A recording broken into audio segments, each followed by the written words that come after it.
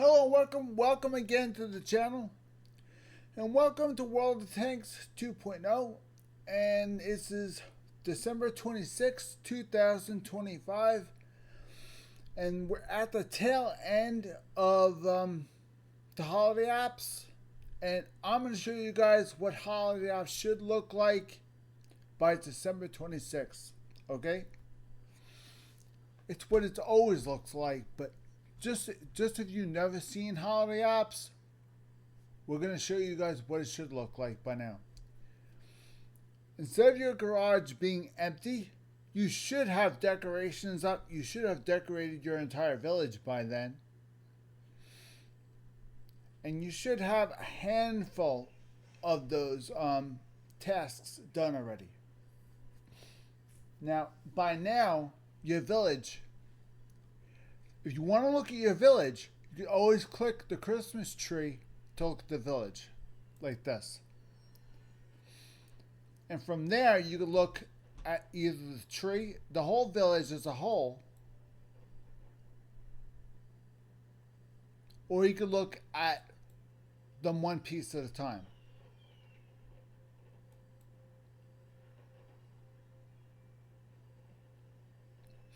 And little by little, you could change the decorations right here by click and change to whatever decorations you want, depending on where you got the decorations, what decorations you have, and what theme you're looking for. The themes are in the upper left-hand corner, the little icons there. Now, if you use the same icons, it will basically have a theme. So if you want to go with the theme, try to stick to the same icon.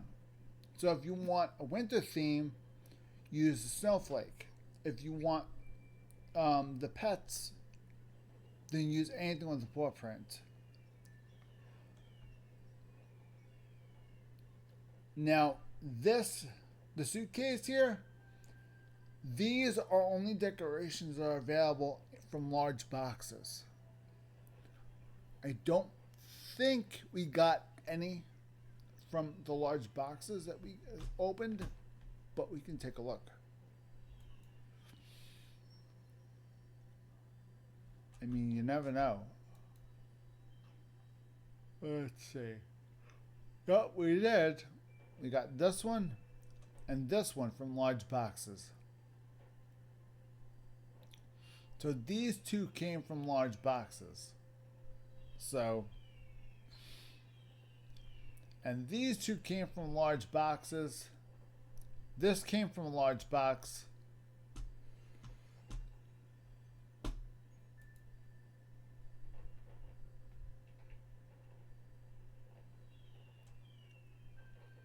If you complete any of Benedict's assignments, you'll get that.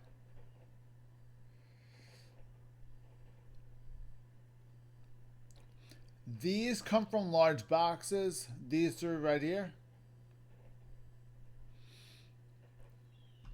This is part of the pets theme.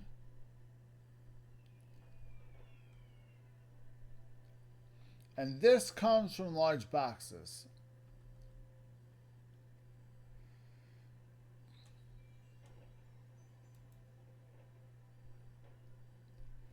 Now, most of these, the colors, either come from the advent calendar or they come from large boxes. This one right here, this comes from the advent calendar. If you log in on a specific day, they will give you this color right here.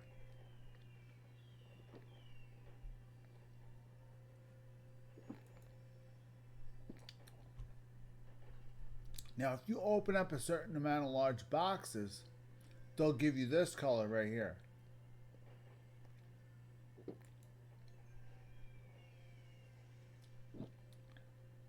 Kinda. It depends on what look you're going for. If you're going for a a lot of dark ornaments with dark garland, then you're going to want to use the light tree.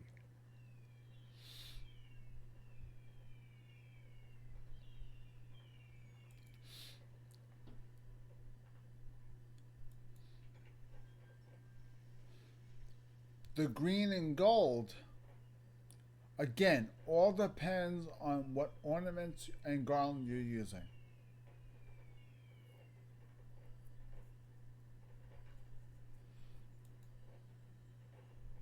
Personally, I like the blue. Blue sticks out, allows what you put on the tree to stick out more. I enjoy the blue.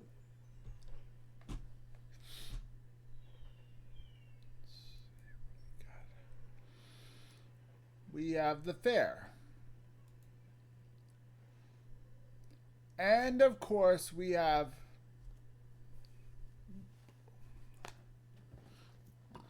the other area. Now, this area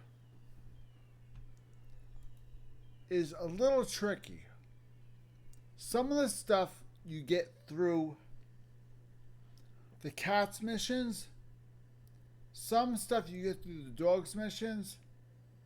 Some stuff you get through completing Benedict's missions. Some of it you get through completing large boxes, through getting large boxes. Now, these you get for upgrading the village.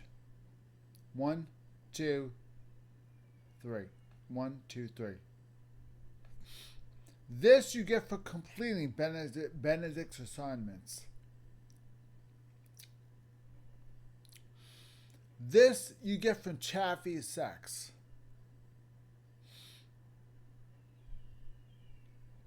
This comes from Chaffee's sex.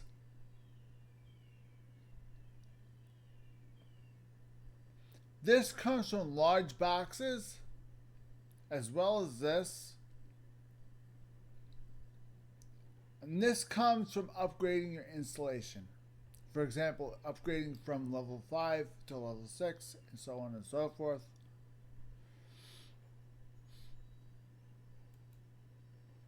It's all about that little symbol right there.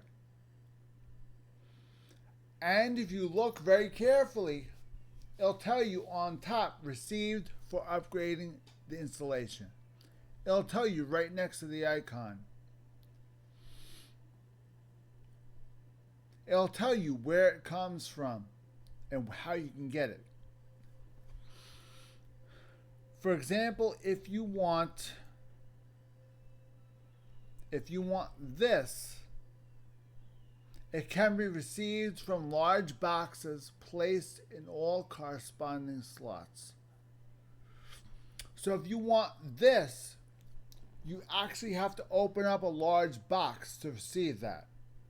So if I want something that says something 2026, I have to open up a large box in order to get that.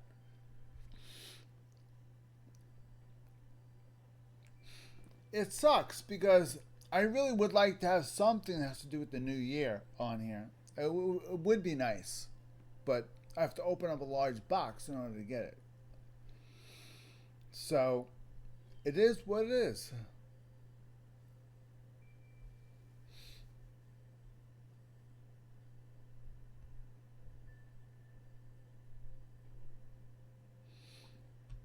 See, a lot of these, this comes from Chaffee's sex. Right here. This one comes from Chaffee's sex. This one comes from opening up large boxes. The toy seller.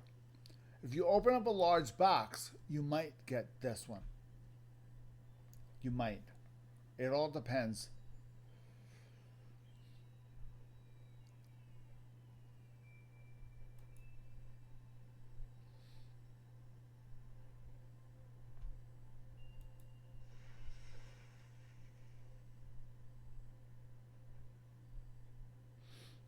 I did get that in large boxes. So after Christmas, you you might want to just pop in and update your decorations to something more New Year based. So it's a good idea. You never know when your friends might pop in and look around. So keep up your decorations. You never know.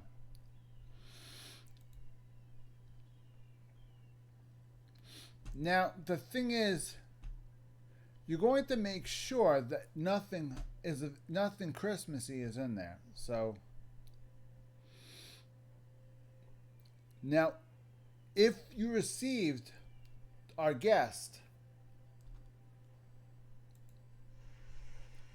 then put a statue up. If you didn't receive your guest, then don't, try something else.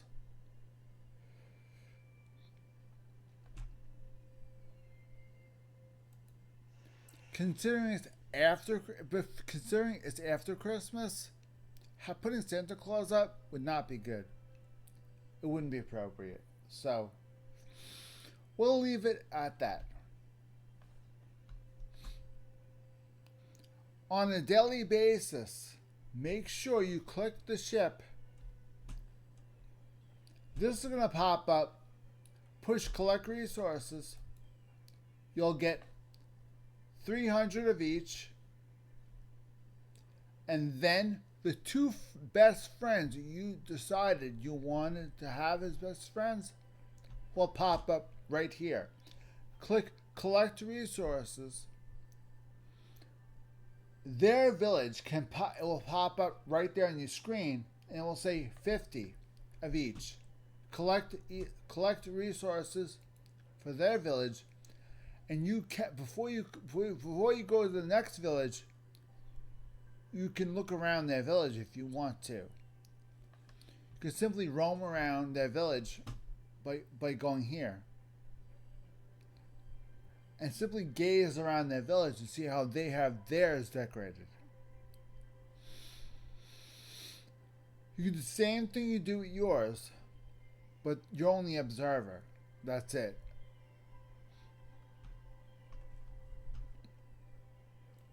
You do that every single day.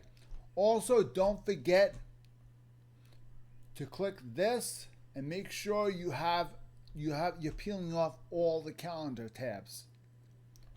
By the end of the month, this whole calendar should be completely uncovered by the end of the month. If you can do that, you will get the prizes below. Okay? Simple as that. As you know, the Winter Raid was this year. If you played it, I hope you had a great time. I certainly did. I don't know if I did a video on it. I don't know if I did a video on it, but I sure as hell had a great time playing it.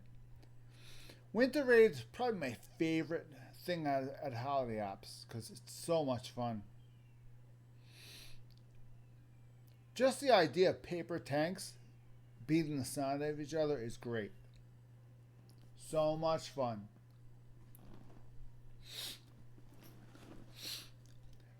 Next year, if you have a chance to try this game, make sure you try Winter Raid. This is a lot of fun. It really is. I got maybe this far. I went around here, and stopped right here. I mean, I got quite a bit done. I mean, my goal was not to complete the game. My game was to have fun. So, and trust me, I had fun. I played every single day.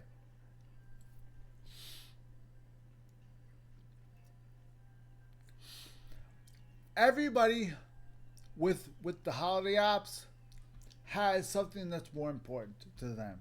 Some people it's Winter Raid. Some people it's grinding their tanks like me. Some people enjoy the environment. And of course, some people like spending time with their best friends. For example, if you didn't get this yet, I highly recommend you get this as soon as possible before this disappears. Save up or purchase 2,000 gold. Okay? Click this right here. See that? Click that. And make sure you purchase for 2,000 gold. Make sure you purchase this dog. If you do that, he will join you in your normal garage even when Holiday Ops is over. And he'll show up in your garage right there. In your garage, he'll show up right there. And if he has a gift for you, he'll sniff a bag right there. All you have to do is click him and see what he's got. And of course, read what he's got.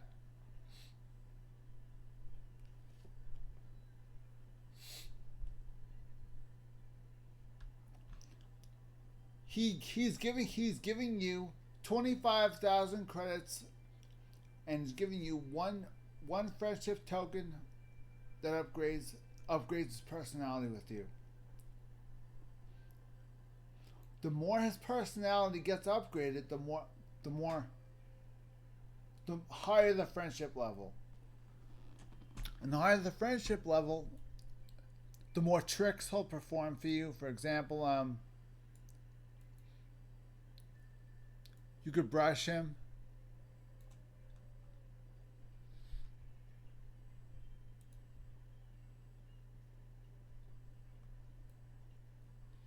He does circles. He gives you a paw. Oh, you can't see anything. My big freaking head's in the way. Hold on, let me do that again. He gives you a paw. There you go.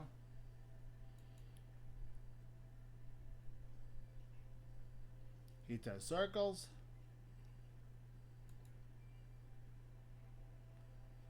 He gives you a paw again. You can also pet him too. But I think you can only pet him. I think if your friendship level is not high enough, you can only pet him once. So, yeah, I pet him once already. So I don't think you can pet him any more than once if your friendship level is not that high. But petting him is one thing you can do. The higher the friendship level, the more you can pet him.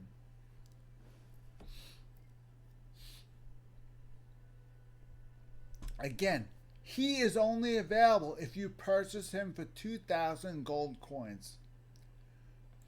Simply click the den right there.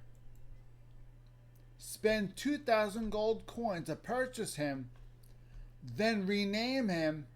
Give him a different name right here by clicking this. You can give him a name. I called him Shadow. His name is Chaffee. I renamed him Shadow because I purchased him. You can only name him if you purchase him with 2,000 gold. 2,000 gold. Okay, guys? And don't forget, you're running out of time. Make sure you get the gold in order to get him. Because once Christmas is over, your chance of getting him is gone. I don't know if this is going to be for this year only, but if it is, that's it. Just remember, you're running out of time. Christmas is over. This is the day after Christmas. I'm filming this right now. New Year's. All this goes away in New Year's. Okay, guys? Which means that if you didn't purchase him, he goes away. He doesn't come back until next year. The only thing that changes if you buy him when next year comes, his den and him will be sitting right there in your garage next year if you buy him. Okay, guys? You will have him forever. So, now, as you already know, World of Tanks 2.0 is having a different way of doing things. In the past, I did a video on the Crew 2.0. Now, Crew 2.0 was a much better way of managing your crew. It made it easier for everybody. And all of us thought that was great. What I didn't know was that they had more than just the crew in mind. They were going to change the garage and the way the game functions as a whole. It first started with Crew 2.0. Crew 2.0 was the very first iteration of something new is happening with this game. Crew 2.0 changed the way we play this game. Crew 2.0 made it easier to function and made it easier to figure out how the crew should do things. For example, Crew 2.0 says that if a crew wants to know camouflage, the entire crew has to have camouflage at 100% in order to get the full benefit. If the entire crew is at half, you're only getting half the benefit. The original way of doing it is one crew member had to learn camouflage. That's all fun and good, but concealment is not just one crew member's job.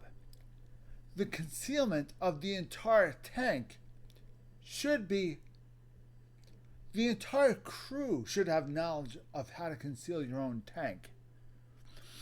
So, the entire crew should be aware of how to repair their own tank. So, I mean, concealment and repairs, the entire crew in reality should learn that skill in order to know it. The only thing I was always confused about was the firefighting skills. Now, the firefighting skill, any crew member could learn it.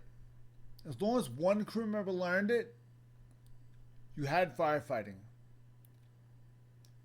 Crew 2.0 said that the commander or the radio man,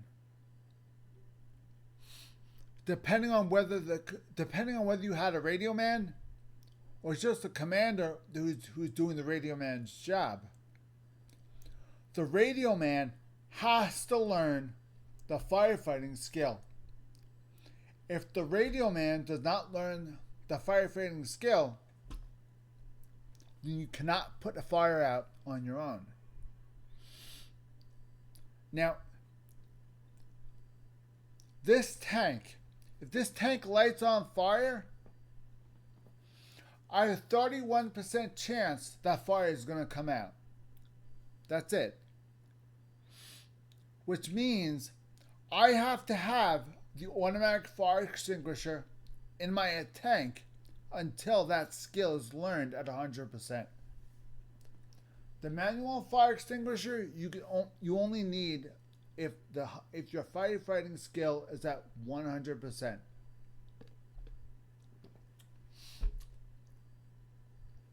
Remember, concealment and repairs If every single member of your crew has both of these skills at 100%, then you get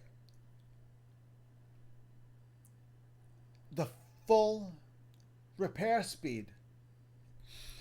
For example, the repair speed of vehicles damaged by these modules is increased by 70%. When the perk is trained to 100%, all crew members who have it available get an 80% repair speed bonus. When all crew members have it learned. Not just one.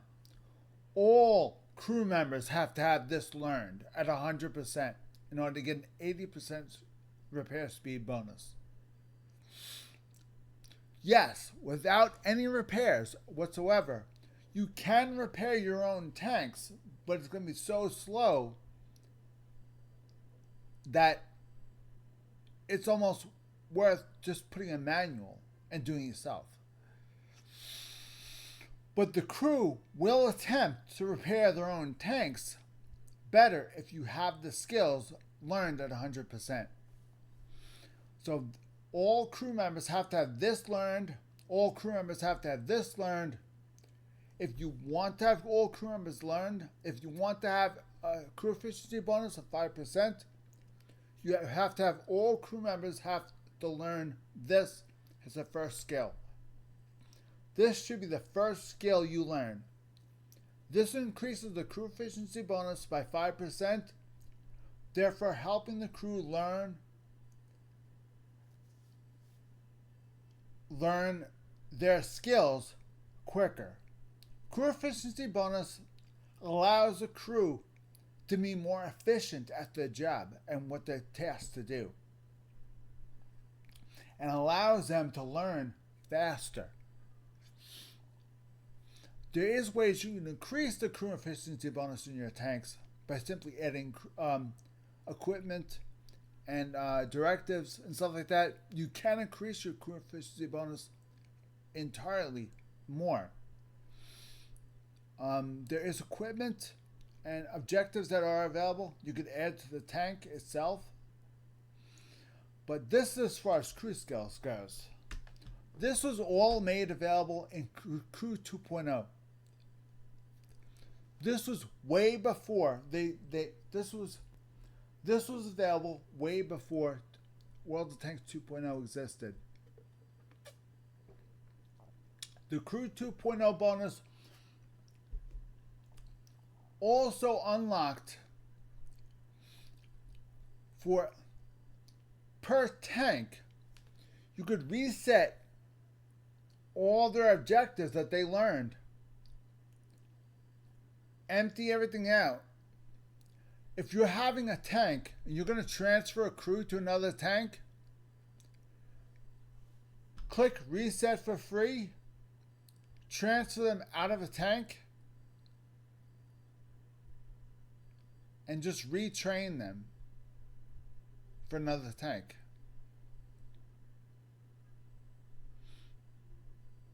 That's it. It's simple.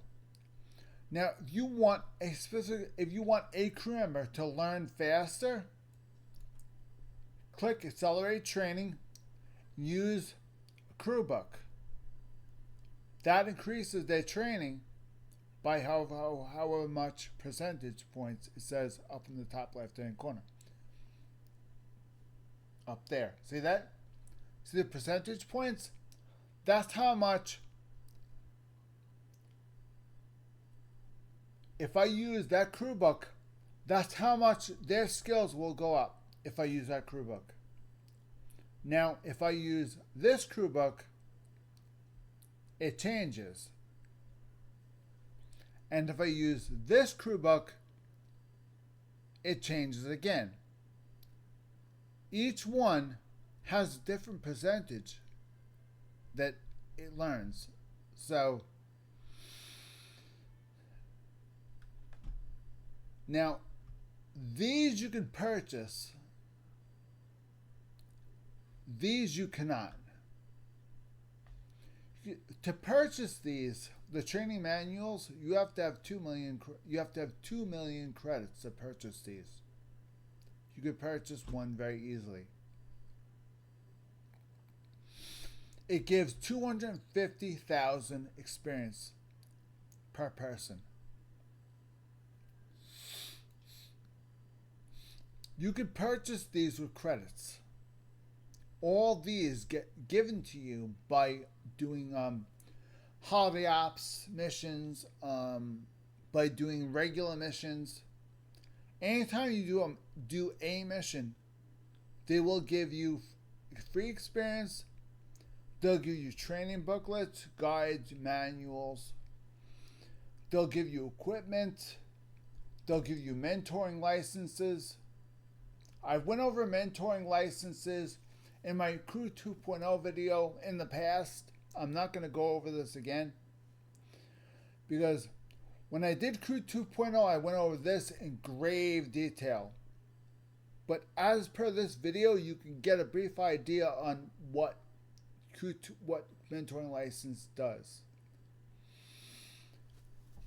Mentoring license is a good way of having a special crew member like the ones you see here, and have a normal crew member, and you don't want that normal crew member, but you want the special crew member to have all the same skills that the normal crew member has.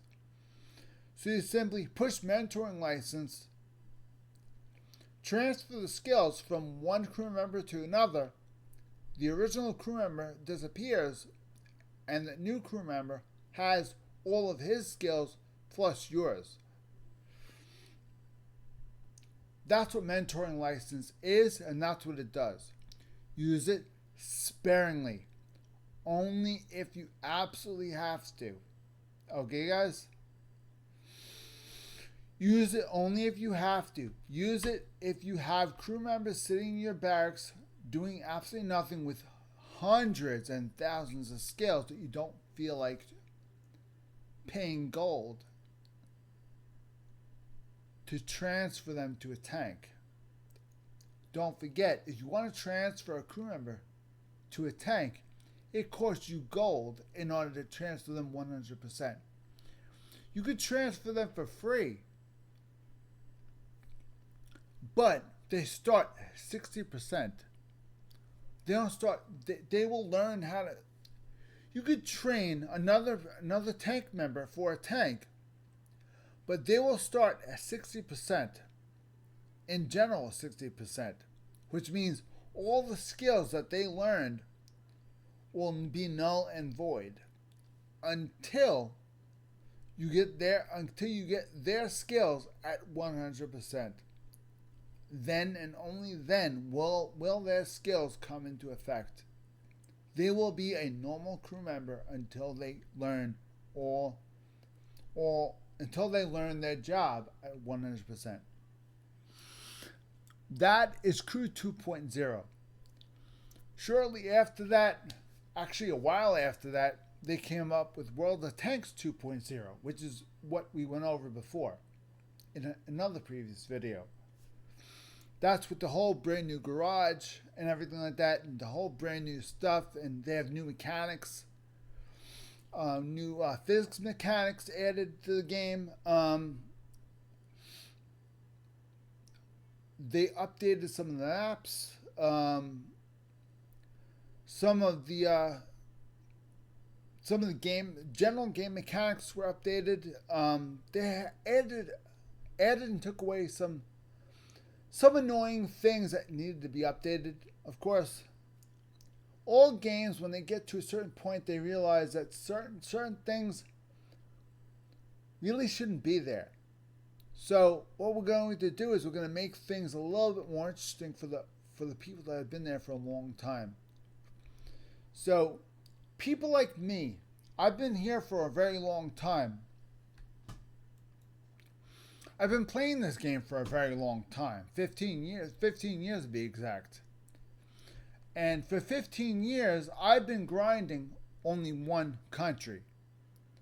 I've been grinding this country, and I pretty much have almost every single tank learned except for one. one tank I have to learn. 15 years. It took me 15 years to learn every tank except for one. 15 years. I had a little help. Thanks to the free tech tree I got from Wargaming this year, I was able to. I had my light tanks up to tier 8. I completely wiped out the light tanks and got that done. So that was fully done. Didn't have to worry about that.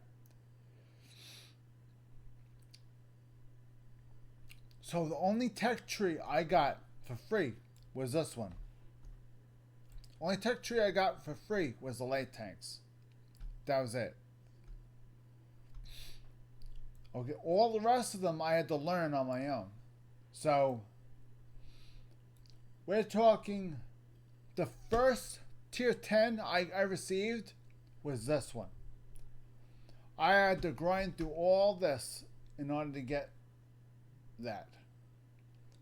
The longest grind I ever had was tier 8. Why? Because SU-14-2 was not the tier 8. SU-14-1 was the tier 8.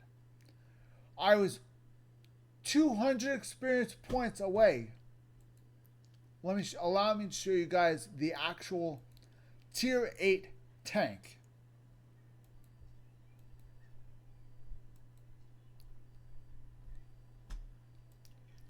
This was the tank that I had to grind. I spent months grinding.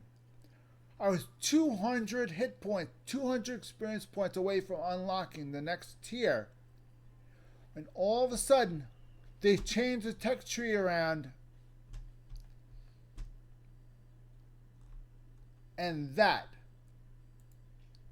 this ended up being the tier 8 tank, which means I had to now, I didn't know what to do with this tank. I had a fully functioning tier 8 tank, and I had no idea what to do with it. It was not a gold tank. It didn't have any of the advantages of a gold tank. But it had all the advantages that a tier tank had, which basically was nothing. It was a basic, it wasn't a premium tank, it wasn't a gold tank, it was a basic tank that was no longer on the tech tree. I didn't know what to do with it. So I held on to it. And I grinded the hell out of that tank more and more and more when it was totally fully done. I didn't need to do anything with it. I grinded that tank until I had enough experience built up in it so I could pay gold to transfer all the experience off of that tank, transfer it to free experience. I used that free experience to unlock this tank. Once I unlocked this tank, I pondered selling the other tank, but then I decided to further play that tank even more until I got enough credits to buy this tank for $2 million. And the grind continued. Again, I grinded this tank till the ends of the earth just to get enough money to buy this tank. And when I did, finally I realized that I played this tank so much that I didn't like this tank. So what I decided was, I'm keeping this tank. I'm not getting rid of it. I played that tank so much, SU-14-1, I played it so much that I actually enjoyed playing it. So when this tank came due and I was ready to get the 212A, I decided I'm selling it. So I sold this tank. I got the 212A, never looked back. And yet, to this day, I still own SU-14-1. I still like that tank. I hate this one. Tell me if that makes sense.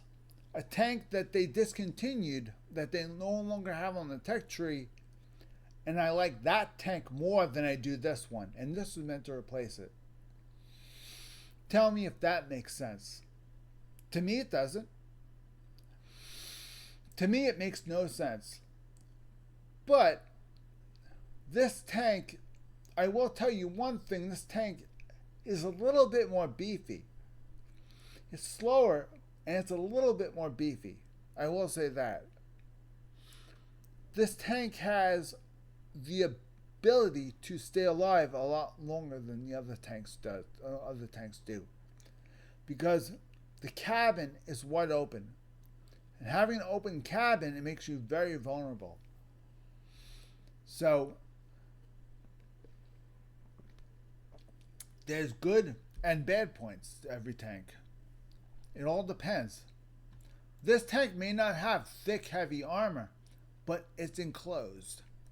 Enclosed tanks have a benefit.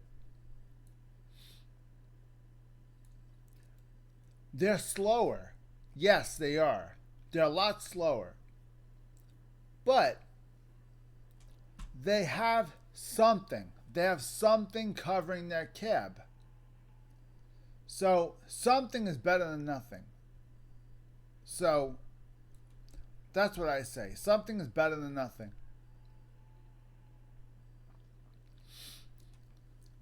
So after I was done with this piece of garbage, I couldn't stand this tank, by the way. If you ever do the Arty tech tree for the Soviets, I detest this tank more than any other tank in the game. This tank right here sucks. I hate this tank. SU-14-1, the one they had in the game before this one, that one is 9 times better than this one. This one sucks.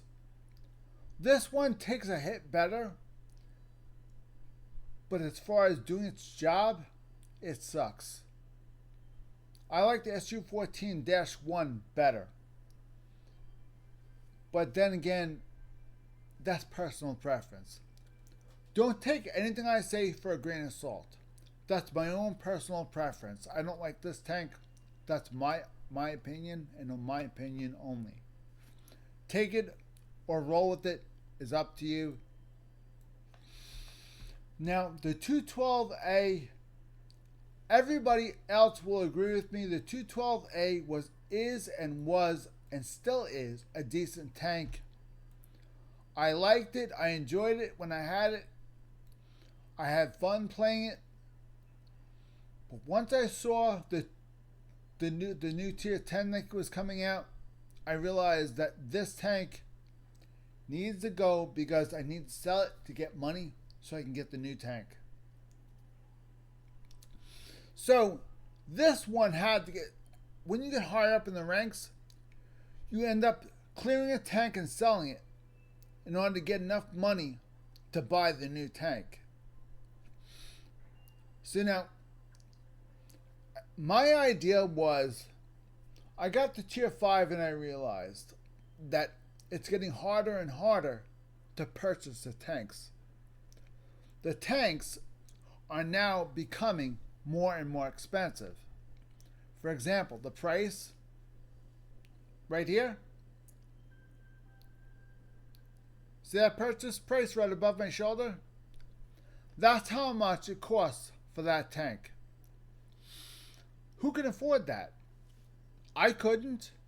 I couldn't afford that price. So I realized that I had to sell my previous tank and then do some grinding more grinding in order to purchase that. Now, what I came up with was, how can I grind, sell this tank, leave the crew in the barracks, take all the equipment off, sell the tank, okay? And how can I grind this tank? How can I grind a tank and get money? I don't know. I realized that once I got up to the once I finished with tier 8, once I got up to SU 14-1, I realized that, you know what? I think I'm going to need some help, because I'm going to need to grind, and not the tech tree tanks. I'm going to need to grind something else. So I learned that I'm going to need to get gold tanks. In other words, premium.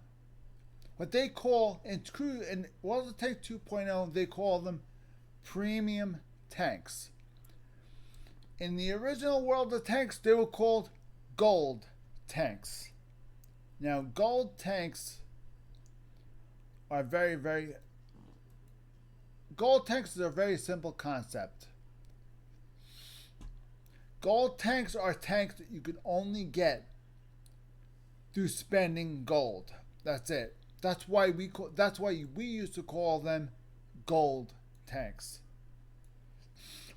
Now they call them premium tanks. Whether you get them as a gift or you get them using gold, they're still called. All of them are called premium tanks. Personally, I call the ones I purchase gold tanks. All the ones I get as a gift, I call them premium tanks. I use different names for different purposes. For example, let me give you an example of a tank that I received as a gift. Okay, let's go to the country where I received the most gift tanks. Okay, one of my gift tanks was this one, the BZ-70, which I've yet to even play one game with. This tier 10 has a massive attitude problem. If you ever receive this tank, it's a very good tier 10. This is a beast. I have heard stories about this tank. This tank can really make somebody have a bad day. But I am so focused on my task at hand that I don't even have time to get involved in other countries. So I have so many tanks from other countries I haven't even touched yet. All I did was put camo on it, put equipment on it, put ammo on it. I got the whole tank set up, ready to go. Then I left it, never touched it after that. Same thing here. I picked this tank up, put some equipment on it, set up a crew on it, put equipment on it, what I thought it needed, set some ammo up on it, got consumables, got the tank ready to go, and I didn't use it. I just left it alone. That's what I do with most of my tanks that I receive for free. For example, I had tanks for the United States. I picked up this tank. This was another free tank. This is called the Patton. I picked this up for free. I think I got this out of one of the boxes. I opened up one of the boxes one time. I picked up this out of one of the boxes. This was a box tank. This was also one of those free box tanks. This was another free box tank. This was actually quite interesting. This is a tank destroyer that has a turret that moves at a 45-degree angle. 45 degrees, in other words, it moves from here to there. It doesn't move a full 90 degrees. It moves 45 degrees. So the turret will move, instead of all full 360 like most tanks do, or instead of moving 90 degrees, the tank turret moves at a 45-degree angle. So it only goes here and here, and that's it. That's not that bad. It moves at a 45-degree angle on either side without having to move the hull at all. When you're using this tank, always in settings, enable hull lock mode. In your settings, in your general settings, there's a checkbox that says enable hull lock mode. Make sure that's checked. So when you go into mouse look mode and you move your mouse left and right, it stops. Because when you move it to its max, the treads will not move. And if the treads don't move, you will not be detected. Don't forget, the only time somebody can detect you is if you move your treads. If your treads move 1 inch, you have a chance of being detected, regardless of how good your camo is. If your treads move 1 inch, you can be detected. When you're in a tank destroyer, you have to make sure that your camouflage is top notch and that you are not moving your treads. So make sure your hull lock mode is turned on at all times. This tank is one tank that you can use to your advantage, because this tank is one of the few tank destroyers that actually has a 45-degree turret. This actually has a turret. This is a turret that moves 45 degrees. Most tank destroyers, like the Soviet Union has, is just a hull with a gun, and the gun wiggles. So you get like a 15-degree angle. 15 degrees here and 15 degrees here. You really have zero hull, nothing. Zero turret, I mean. It's all hull movements, and that's it. It's obviously frustrating, so it's extremely frustrating. So this is a medium tank that I got for free. I think I received this through last year's large boxes. This is a tier 5 medium tank. It has an extra large turret. This is a full 360-degree turret that moves around in circles. Because the turret is so large, it makes the gun and ammo very easily hit. So you have to be very careful with this tank, and you have to keep it well camouflaged. Make sure nobody sees this tank, because the first thing they're going to aim for is that they're going to pop a gold round right through here, or pop an HE round into this hole right here and blow up everything. They're going to send an HE round right down here and break your gun. So the most vulnerable spot in this tank is right there. Because if that gets penetrated right there,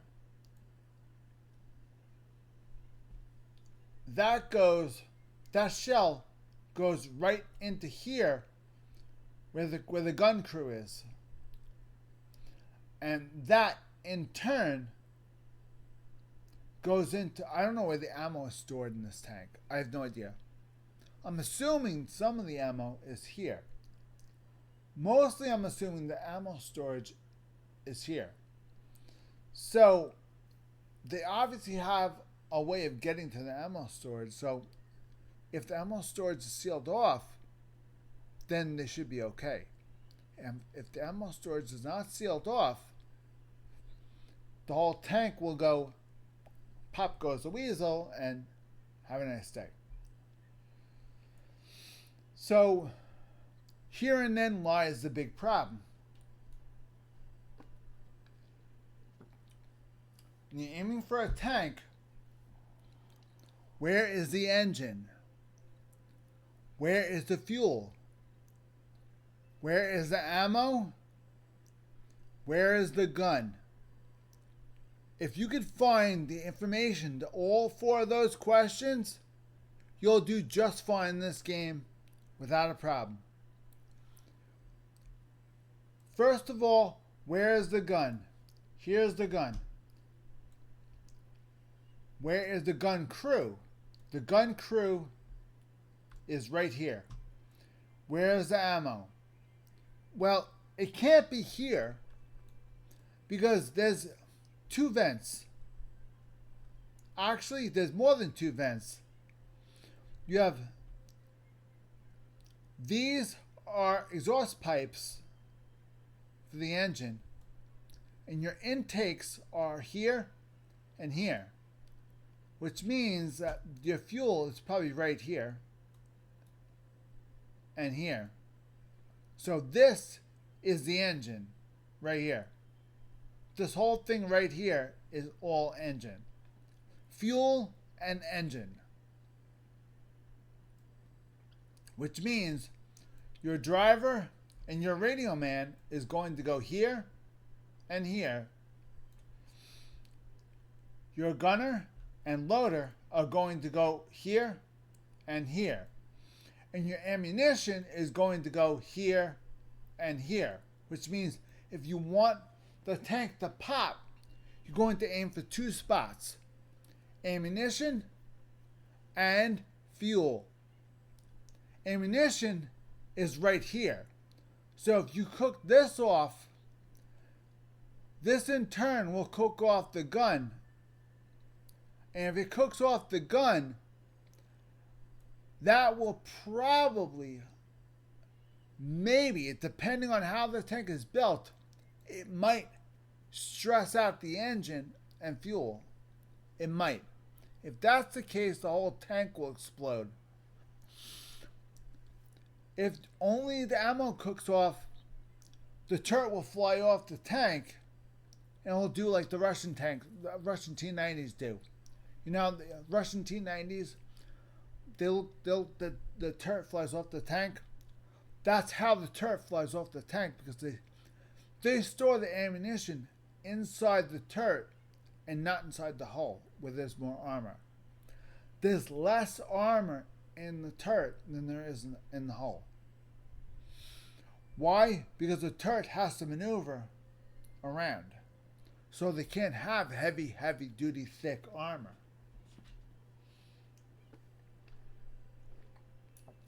Again, the T-90 is not the brand new T-90. Well, not brand new. The Cold War T-90 is a medium tank. It's classified as a medium tank.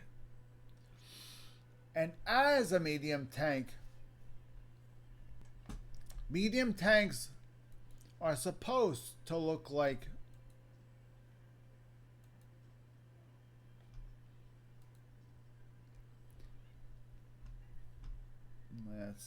let's get pick. See if we can try and find a newer. I don't think we have a newer medium tank.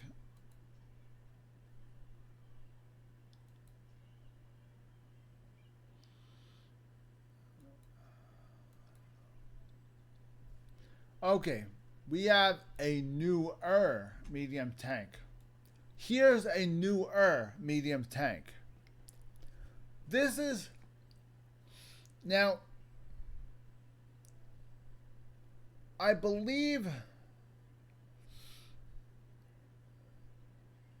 you overheard the T80s being mentioned. Before the T80s, they had the T60s. This is this is an Object 274. So before this tank even existed,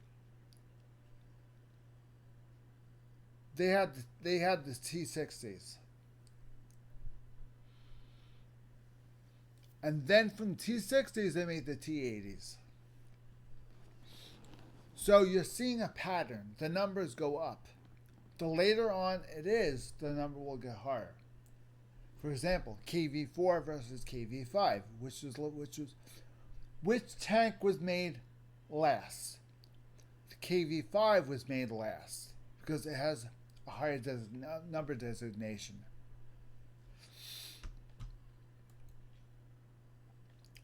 For example, an IS versus an IS2. An IS2 came after the IS. IS3 came after the IS2. Now the IS4 came after the IS3.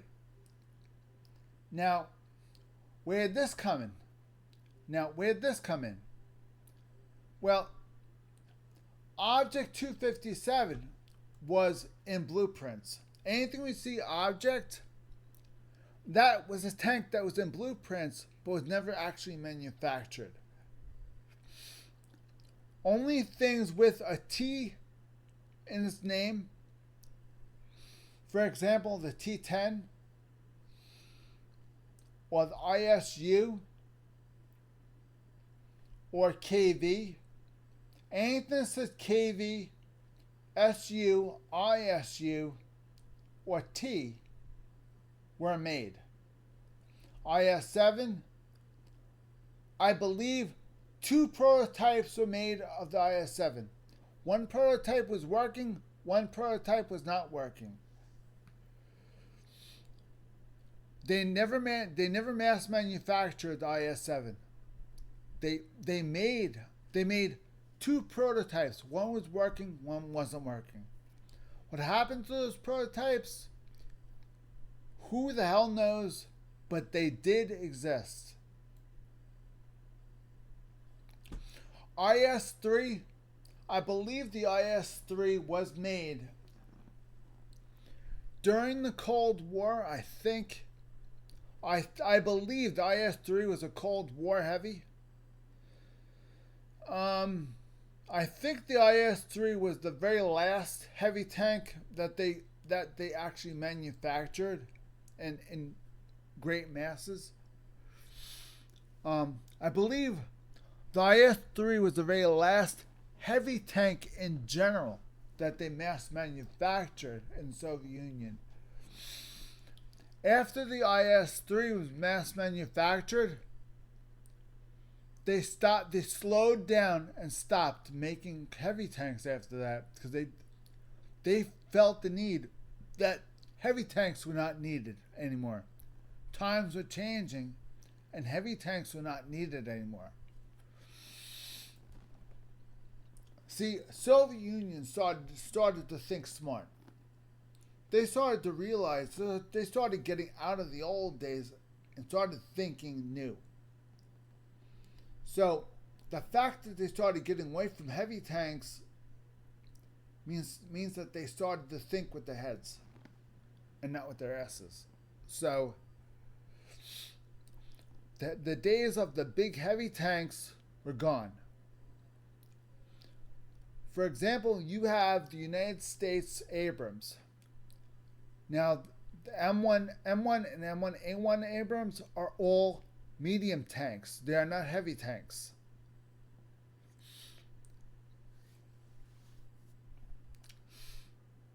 The new German tanks, that is also a medium tank. Nobody, and I mean nobody, makes a heavy tank anymore. Done. They're gone. Speed and armor together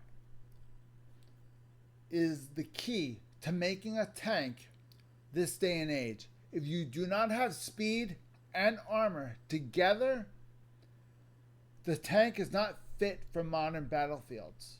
Why? Because before Ukraine got involved and changed battle forever, the game was already changing, but it was changing slow. Armies started making less heavy tanks and more medium tanks. Now they're not making tanks at all. Now the only tanks they're using are infantry fighting vehicles, and that's it. They're not even making light tanks, they're making infantry fighting vehicles. They're making infantry fighting vehicles that can fight, and that's it. I'm not saying the tanks are getting, the new battlefield is not, tanks are not getting a sideline, tanks are not going away. They're just getting a rehash. The tanks of the old days are getting a redo. Because of what's happening on the modern battlefield, old tanks have no place anymore.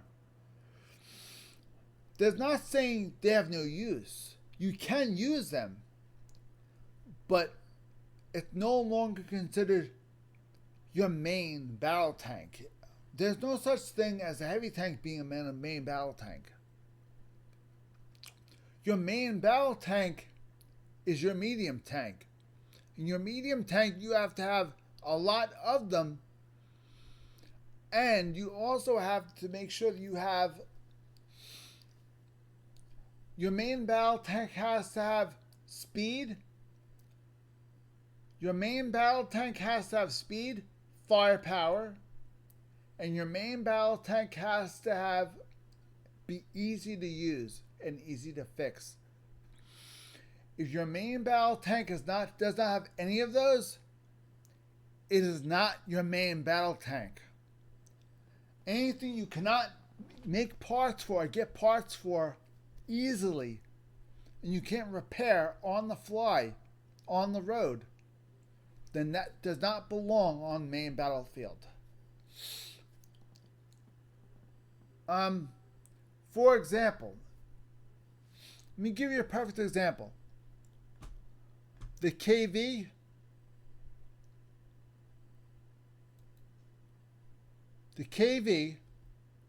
KV1 versus the T-34.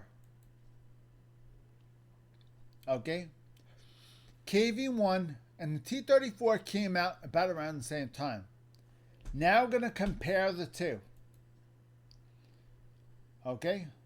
Let's do this. Now, this is a heavy tank. This is a medium tank.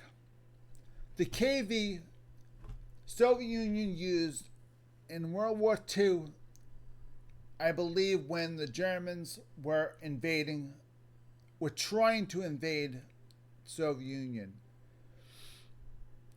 The KVs were marched to meet the Germans so that they didn't get too far up. So what they didn't know is that the Germans were not prepared for such a harsh, cold winter. Now, Soviet tanks are prepared. So all Soviet tanks are already prepared for harsh conditions. The tanks were made for harsh conditions. They were not made for nice weather. All Soviet tanks were made for harsh weather conditions. They were meant for deep trenches, gouges, sloppy ground. German tanks were made for flat surfaces, no really big mountains or hills, no sloppy ground, no soft ground. They had all German tanks had to have perfect floor conditions. Otherwise, they got bogged down or stuck. Why? I don't know if I have. I don't think I have a German tank where I could show you guys. But I will do the best I can to show you guys an example of why a German tank would very easily get stuck in the Soviet Union. Let's see. I'm trying to think. Let's try a Panther. Let's try a German Panther.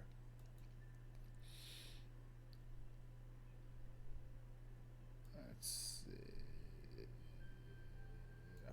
Let's try it. Okay. Now, the Germans came out with something called the Panther.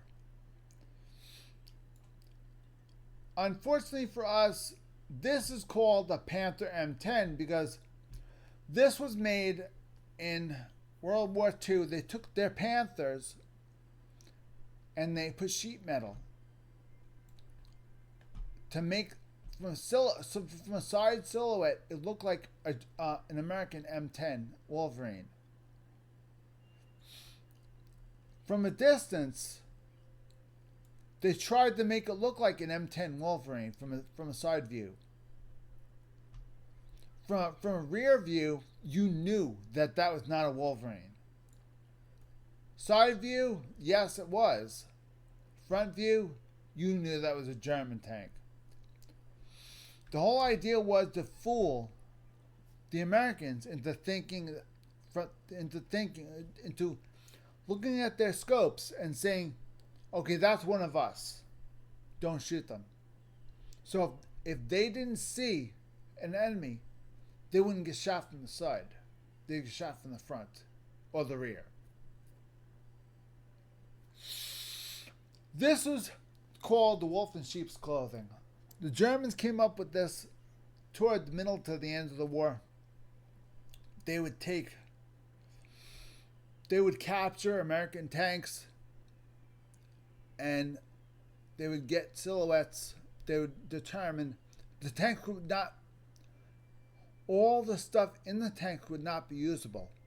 What they would do is they would draw a silhouette of a tank, of one of their tanks, and then place that silhouette on the side of one of their tanks that gets killed very easily.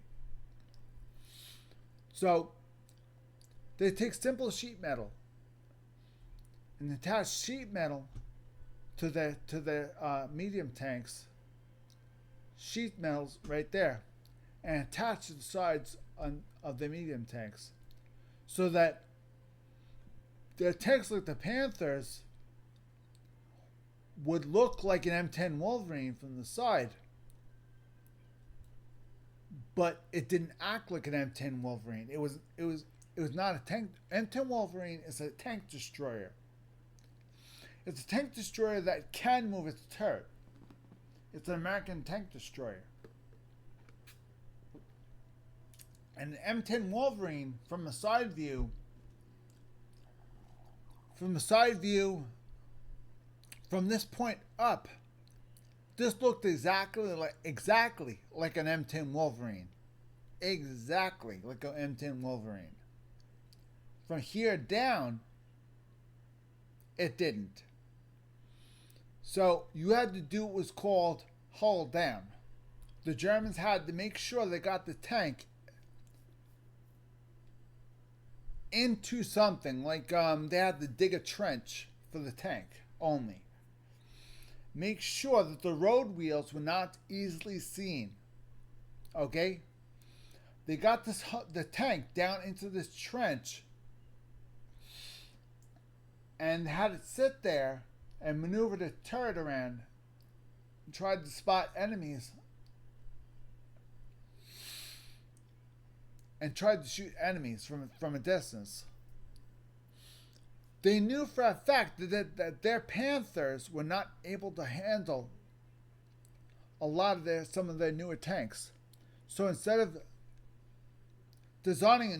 taking the time to design a new tank, they used their older tanks and started to convert them into looking like some of the American tanks, so that this way they wouldn't get detected and destroyed that easily.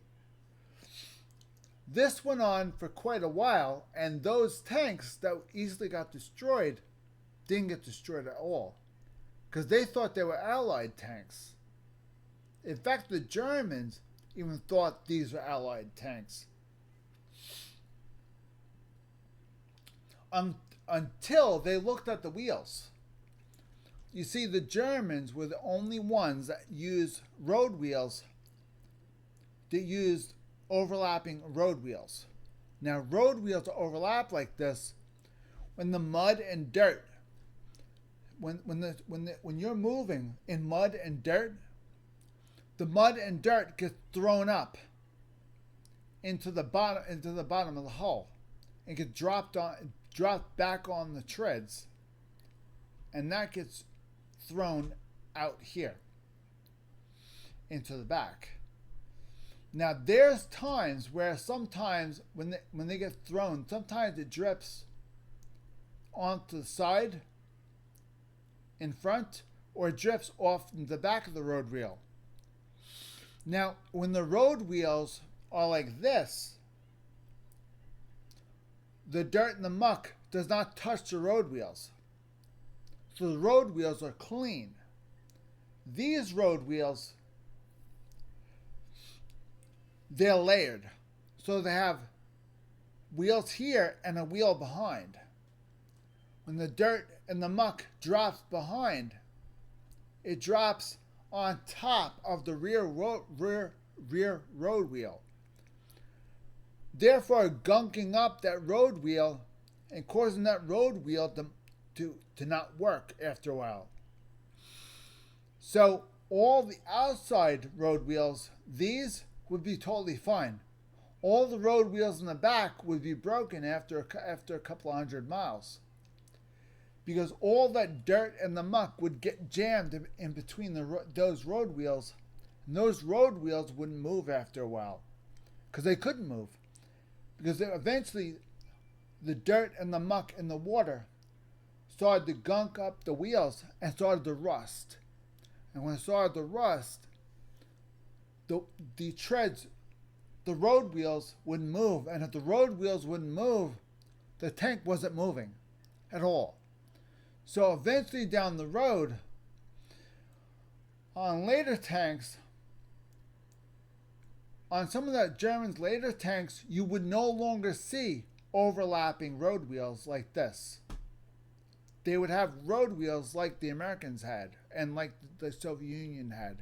They would have simple road wheels, and that's it. So, granted, this was a good idea, because the more road wheels you had, the more contact with the treads you had. So the more likely you are to get more speed. So although in reality this is a good idea for flat surfaces, yes, but when you're going off-road on dirt, muck, snow, and lots of stuff is getting thrown up onto the treads and getting dripped down onto the road wheels, and all that muck and that dirt is caking up on top of the road wheels and behind the road wheels, and the drive gear right here, see that drive gear? This drive gear grabs the teeth underneath the drive gear right here. This grabs the teeth on the bottom of the treads and causes the tread to turn. If you shoot this and this ever gets damaged, the tank won't move, because this turns the treads forward or backward. This is called the drive gear. This does the same thing, of course, but this is what's called the main drive gear. The main drive gear is always in the rear. These are just loose wheels that supports the tread with suspension.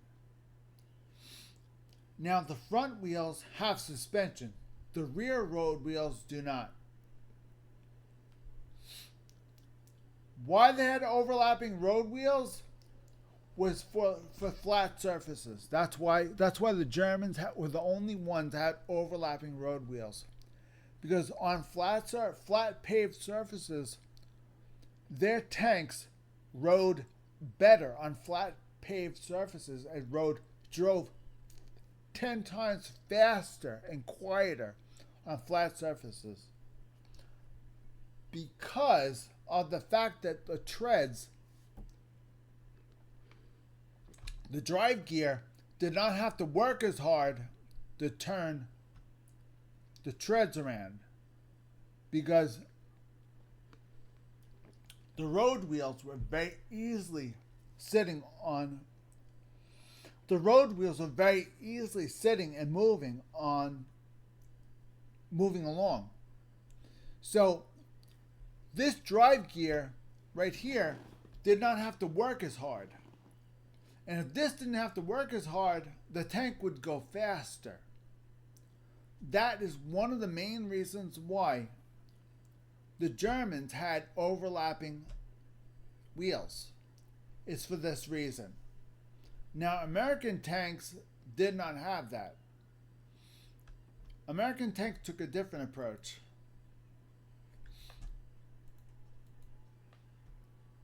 I don't think I have newer American tanks.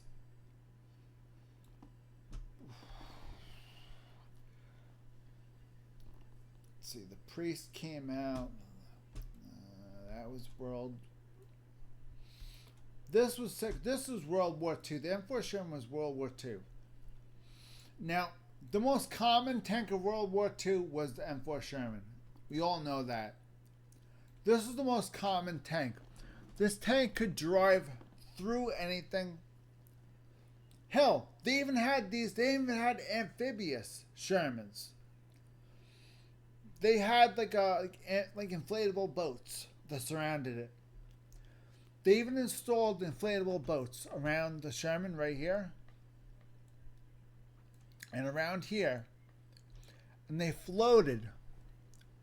They had launching ships and they had rafts that went right down into the water. They inflated a raft around the M4 Sherman, and they had troops sitting on top of the Sherman. And they had a little tiny propeller in the back of the tank, and would float the Sherman out to the shoreline. Then they would let the air out of. They would slowly let the air out of the inflation device, and they would turn off the rear propeller and turn on the diesel engine and turn on the power to the road wheels, and the tank would simply drive out of the water. And that's how they did the Normandy invasion. The Sherman simply floated. They simply floated a short distance, right onto the shoreline. That's how they did water launches during World War II. That's how the Americans did it anyway. So I don't know about the other countries, but the Americans had Shermans that floated. They put flotation devices on the outside of all the Sherman tanks. They even had mine layers. They even had mine detecting Shermans too. They had iron bars welded on the sides here and here with a long pole that would come out to here, and they would join together like a U-shaped with chains hanging in the front. So they would have that driving in front.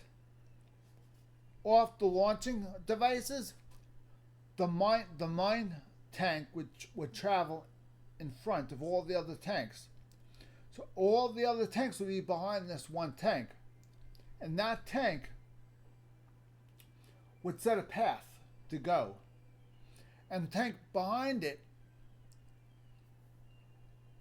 there would be a vehicle behind it dropping objects down as to show everybody else what area is clear of mines.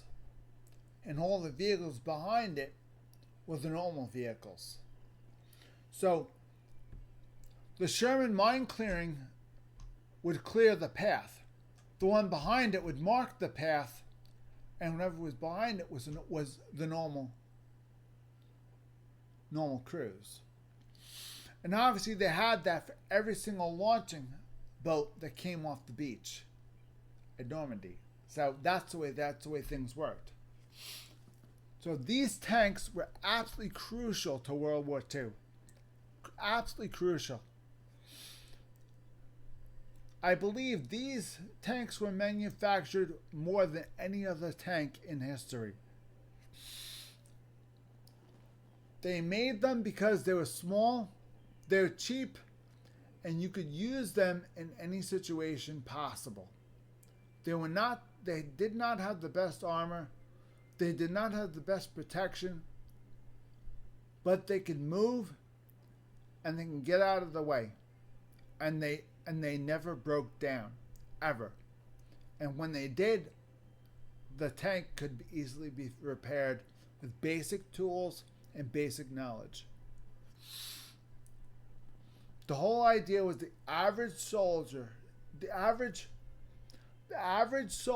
in the army could repair anything in this tank on their own without help, without a manual. The tank had to be so simple. The tank had to be built so simple that the average soldier could repair anything in that tank with basic tools. And if anything broke or snapped and parts needed to be replaced, that soldier knew exactly how to replace it safely. That's how simple these tanks were to work on. And the real reason why they had these tanks in the first place was to do just that. It's actually quite amazing. If you really think about it, it's actually quite amazing.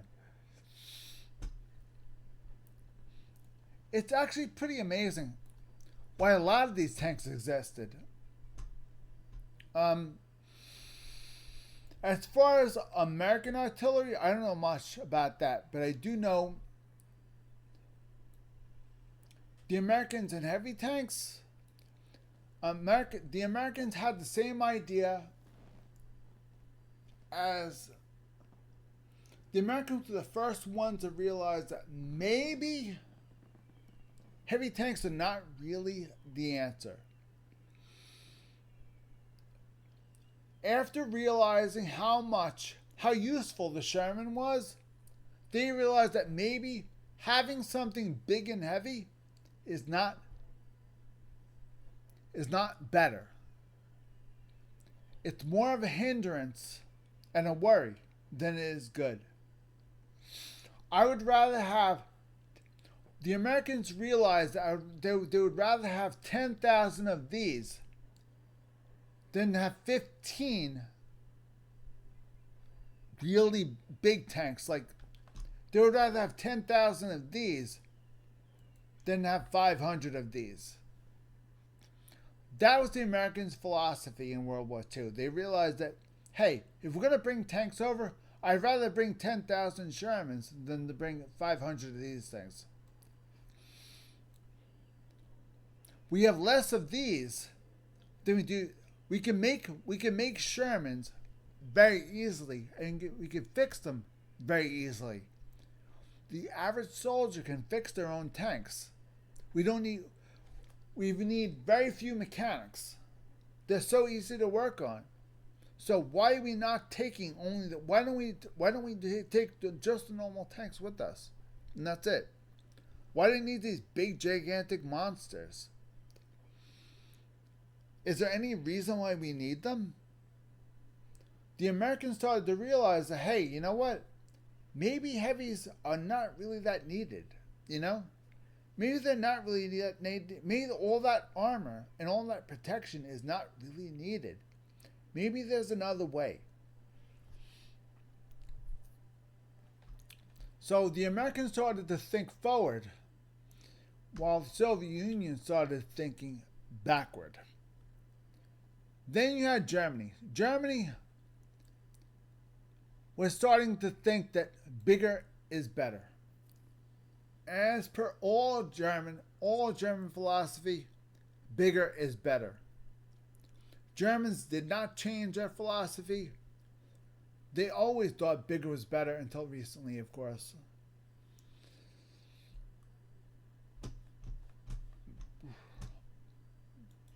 For example, let's show you guys an example. This obviously was not, I don't think this tank was actually created. I think the video game created this tank. The largest made German tank ever created that never saw action was this tank right here and this tank. Now, the tank museum has this turret and this hull. Okay? What they did was they put the Maus turret on the E100 hull and called it the Maus. Why didn't they have the turret and the hull that matched? The Germans did not make the turret and the hull. They made the hull of the E100 and the turret of the Maus. That's all that was made. They have blueprints for both tanks, but they made the turret for one and the hull for the other. Why did they make one tank at a time was beyond me. What I think they did was, I think they started to make both tanks at the same time. So when we invaded Germany, they got through half of both. When we invaded Germany, they only got through half of both. So the only thing that got left over was the hull for the E100 and the turret from the Maus. Now the tank museum was gifted both. So they decided to put the two together and call it the Maus. The Maus/E100. I don't know. I think they call it the Maus. I think they call it the Maus/E100. Technically, it is a combination of the Maus and the E100. The actual Maus and the actual E100, not one was ever created. Only half of either one was created. The Tank Museum has the only copy of the real tank. The outside hull is a Maus, and the outside hull is the E100, and the outside turret is the Maus. Inside the tank, there's nothing there. They never actually built.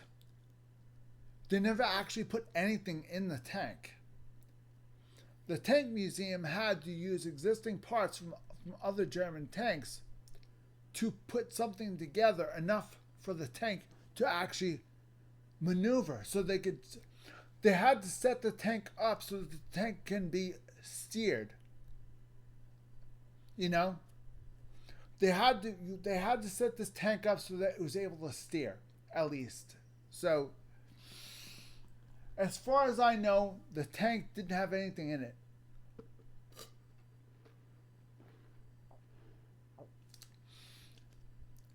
They had blueprints for both. But as far as I know, the outer shells of both tanks were made. Inside was not made. They had a gun and it was on the turret, but inside the turret there was nothing there. And the hull had no engine, but the blueprint said what engine was supposed to be in there. So naturally they had to take an engine from another German tank and put it in there, just to put something in there, just so it would have some weight to it. Again, this is all the tank museum had to do what they had. They had to do what they had to work with. Obviously, modern Germany got involved, and they probably provided whatever help they could into making replacement parts to help make the tank at least usable, you know?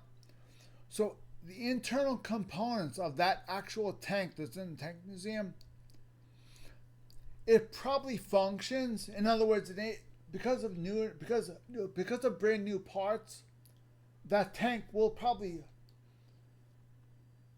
move and turn, but the gun will not fire, and the engine will not fire because the engine, it doesn't have an engine.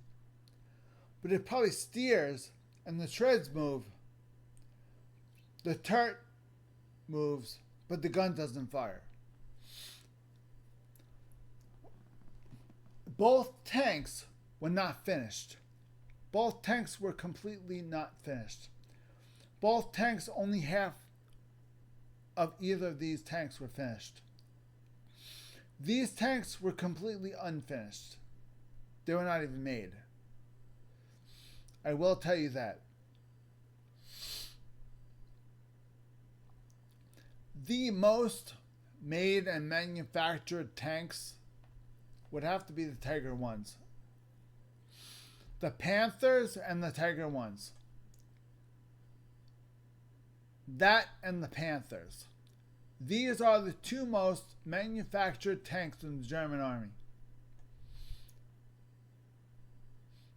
The Tiger 1 and the Panther. These tanks were very, very scary on the battlefields in World War II. These tanks are very, very scary. Now, the Panther E100 I showed you, that is this tank. This tank right here is the Panther / Wolverine. They took this tank and put an outer shell of a Wolverine on the outside to make it look like an American Wolverine tank destroyer, like a wolf in sheep's clothing, so to speak. So that was their way of fooling the Allies into thinking, hey, we're on your side, don't shoot us.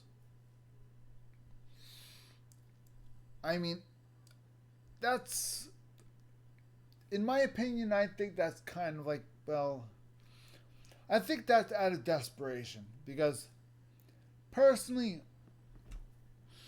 although that is a good idea, because if the tank is, if I don't know much about the Panther, I do know that it's not well armored, and I think they knew that. And a German tank that's fast, I don't think the Germans had many tanks that were wicked fast.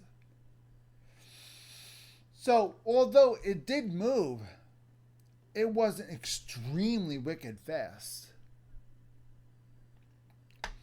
So again, herein then lies the issue. So, I mean, you have this tank right here, this medium tank, and it has, a 780 horsepower engine. That seems like a lot. But when you really think about it,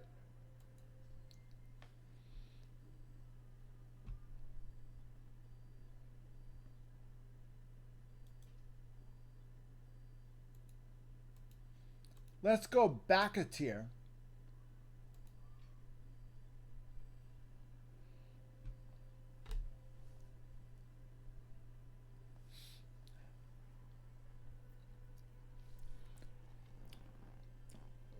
A Tiger 1. We're going back a tier, okay? To a Tiger 1. The largest engine they had on a Tiger 1 was 760. So a medium tank only has 20 horsepower more .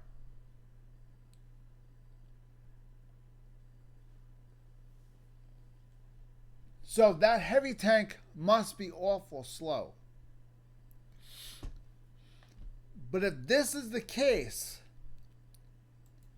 a medium tank only has 20 more horsepower. This thing has to be extremely, extremely light. Now, how can it be extremely light? Now, look at the Panther M10 I showed you guys, right? The Panther M10, you know, that Panther with the M10 Wolverine skin on the outside. Put sheet metal on the outside of it. That weighs it down a little bit more.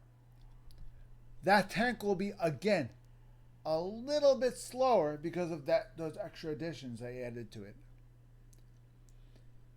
This already slow tank is now going to go a little bit slower because of what they did to it. It has to have something on it to protect it, to fool people into thinking that don't shoot me.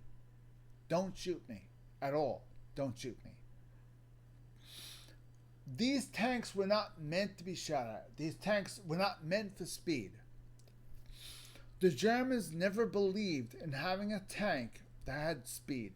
Speed was never an option to them. It had to last, or that's it. End of story. It was either heavy tanks or nothing. The Germans never believed in speed and high numbers. They always believed in low numbers, big tanks that don't get damaged. Watch them.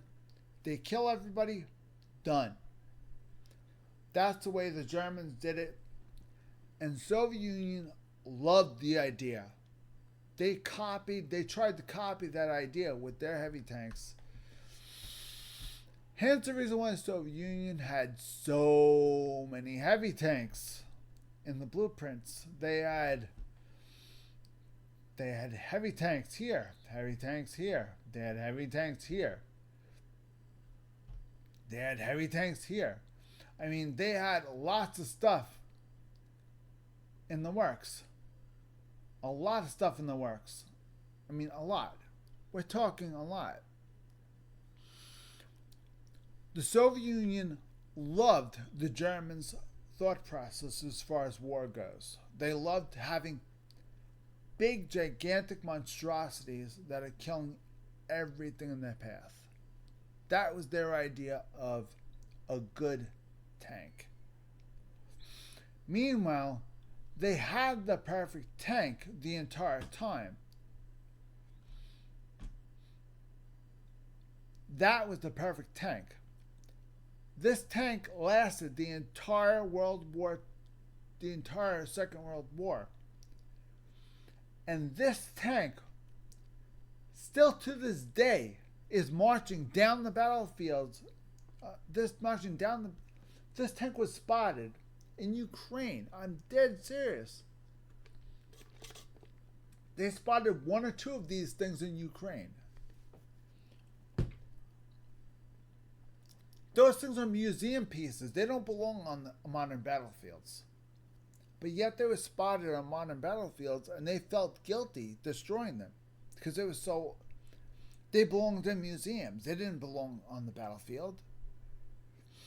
So they found a way of disabling it without destroying it. They found a way of getting the crew out without breaking the tank. And they towed it way back behind the enemy lines, behind the front line safely. And they keep it there safe. It belongs in a museum. It belongs to be seen. It doesn't belong being used on modern battlefields. But Russia doesn't see it that way. Obviously, Russia doesn't see anything the right way.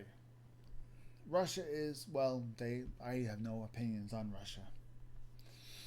Russia is a bunch of retarded morons. We all know that, of course. Anyway, Soviet Union did things a lot different than Russia does now. Soviet Union was in a process when the KV-1 and the T-34 were made. These were their go-to stalemate tanks. These tanks were the tanks that were going to get them through the war. 1, 2, 3, 4. These tanks were meant to get them through the entire war. These 4 tanks right here. And eventually less was made of these and less of this, and started making a buttload of these. And started making this and made variants of this into this. And from here, they made this, but they still made this into the Cold War. So until finally they made this, then they made this, then they made this, and they stopped making the T series after they stopped with the T series after the T-54. Then during the Cold War, they made the T-60, the T-80, and then the T-90, which we know today by that thing that flings the turrets off the hulls. That's what Ukraine's killing right now. The glorious brand new tanks they supposedly are saying are the best tanks in the entire world, the T-90s are the absolute greatest cream of the crop. Well, those useless pieces of hunks of crap, turrets are flying all over the place. So, just think for 2 seconds. You have tanks, you have T-54s. T-54 and the T-80s don't look all that much different from the T-80. The difference between the T-54 and the T-80, this turret. See this turret right here? Take the turret off and put a turret on that is a perfectly round turret, like the Type 59. You know how the turret looks like a bubble on top? Put a turret like that on this hull with a smaller gun, and that is the current iteration of the T-80. Okay? That's what the T-80 looks like.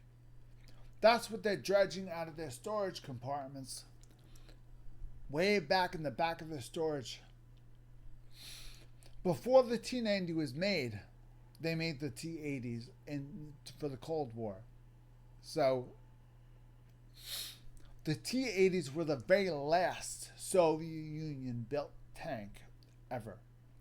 The T-80s were built by the Soviet Union by the end of the Soviet Union.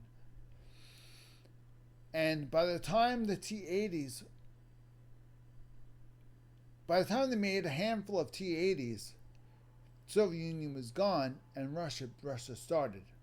When the Russia began, the T-90s, they started blueprinting the T-90s and started manufacturing the T-90s later on. And they added an autoloader. the same autoloader that they had on the KV1S. The KV1SA was a KV1S with an autoloader attached to it. And exactly like the T90, if you hit the KV1SA in just the right spot, the entire turret flies right off the hull. It does the exact same thing as the T90. The KV1SA has a built-in autoloader and has the same weak spot as the it has the same exact weak spot as most of them do. Let's see if we can find. I have the KV1SA. Let me see if we can find it. KV1SA is not easy to find in my inventory. Actually, it's right there. KV1SA. This tank is the KV1S with a longer turret. Now, that extra long turret is to hold all that ammo. Now, here's the gun. The crew that operates the gun is right here. The turret to escape is right here. Now, this is so that the gunnery crew and some of the other crew members can peek out to check for targets. Here, here, and here. Allows them to look around them. See if they need to turn the turret around or not. You have crew that operates the turret, crew that operates the gun, and you have loaders. The actual crew inside this tank, you have to have a man you have to have a person operate that cranks the turret. They're in the turret right here, looking out of these portholes right here, and they're cranking the turret left and right. Now, turrets were not automatic. You didn't flip a switch and the turret turned. No, you had to manually crank the turret around in 360 degrees. So naturally, the person that cranks the turret is going to stand right in the middle of the turret. And they're going to look out of these little portholes right here. See that? They're going to naturally look out of these little slots right here. These are little slots. All these little slots right here, they're going to look out of those slots and know whether to turn the turret around or not. And if they detect somebody, they're going to scream all the way. They're going to scream until the radio man up in the front. They're going to scream, and they're going to let each of the crew members know. And all the crew members are going to let all the other crew members know until the radio man hears that tank. And the radio man is going to report that tank being seen. So the entire crew inside that tank has to work together as a team, as a well-oiled machine, in order to actually spot the tank in a heavy. The entire tank has to work together in order to do that. They don't just do their job and that's it. They have to do everybody else's job plus theirs on top of it. I mean, who spots people? Whoever is able to see out of the tank. The commander and the driver. The commander is supposed to have a scope. In Soviet Union, commander only had the commander and the driver both had a slot. Commander, driver,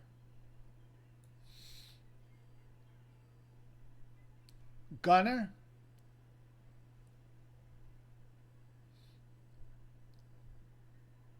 loader, and this is the person that cranks the turret right here. The person that manually cranks the turret is right here. because they have to see everything that's behind, and at 360, they have to see 360 degrees around. And naturally, they didn't have those scopes back then, so they had to have little portholes. So they had little glass slots with glass doors that you can look out, and that's it. That's all they had. So obviously, they had to load the ammunition in the tank somehow. So they had doors back here. Open up these doors, load the ammunition in the tank, in the turret. So all the ammunition cartridges are located right here. So they had to load the cartridge into the gun, and when the cartridge was empty, they replaced it with another cartridge, and loaders had to load the ammunition into each cartridge. That's the reason why auto loading tanks, heavy tanks that have auto loaders, have two loaders for that reason. Because one loader puts the ammo into the gun, and another one loads the cartridge and gets the cartridge ready to go. Another guy grabs the cartridge and brings us to the gun and loads the gun itself. So it's a job that requires two people. Because this is a heavy tank and it is an autoloader, the shells are twice the size. So naturally, the loader. But if you notice, there's a radio operator and there's a driver and there's a gunner. Now the commander sits here. The radio operator is supposed to sit here. So that's this one and this one and this one, right? He sits in the front. Now you have the commander and the radio operator. But now wait a minute. What about the driver? Okay.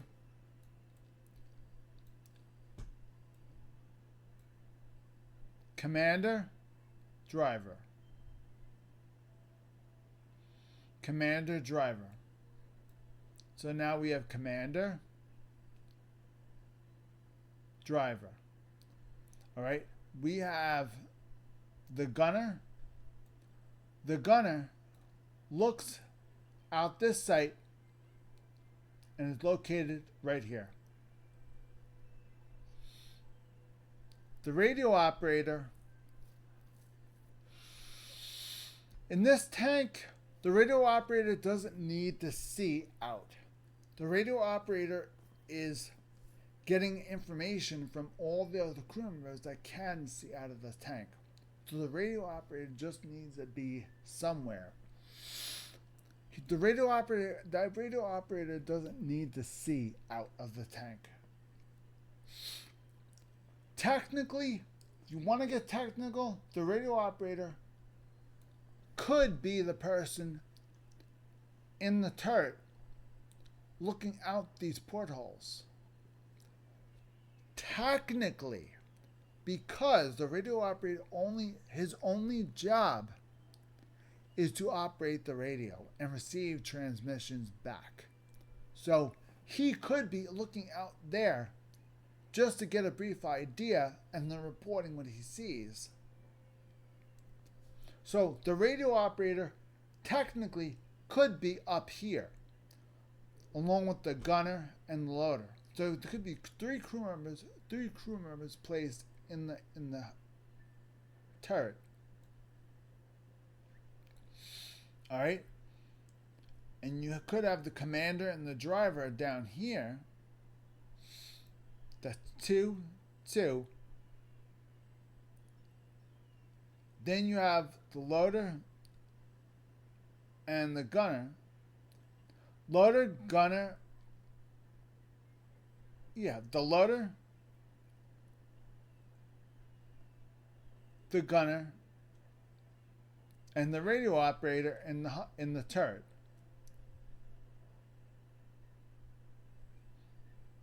And you have the driver and the commander in the hull. So naturally, if you want to cook, if you have an autoloader sitting in front of you, and you want the autoloader to kill the most crew members, you have to make sure you aim for the ammo storage, make the ammo storage explode, make the turret fly off the tank, and you'll murder all 3 crew members. You'll murder 3 crew members in that turret, and the turret will fly off the tank, and the tank will explode.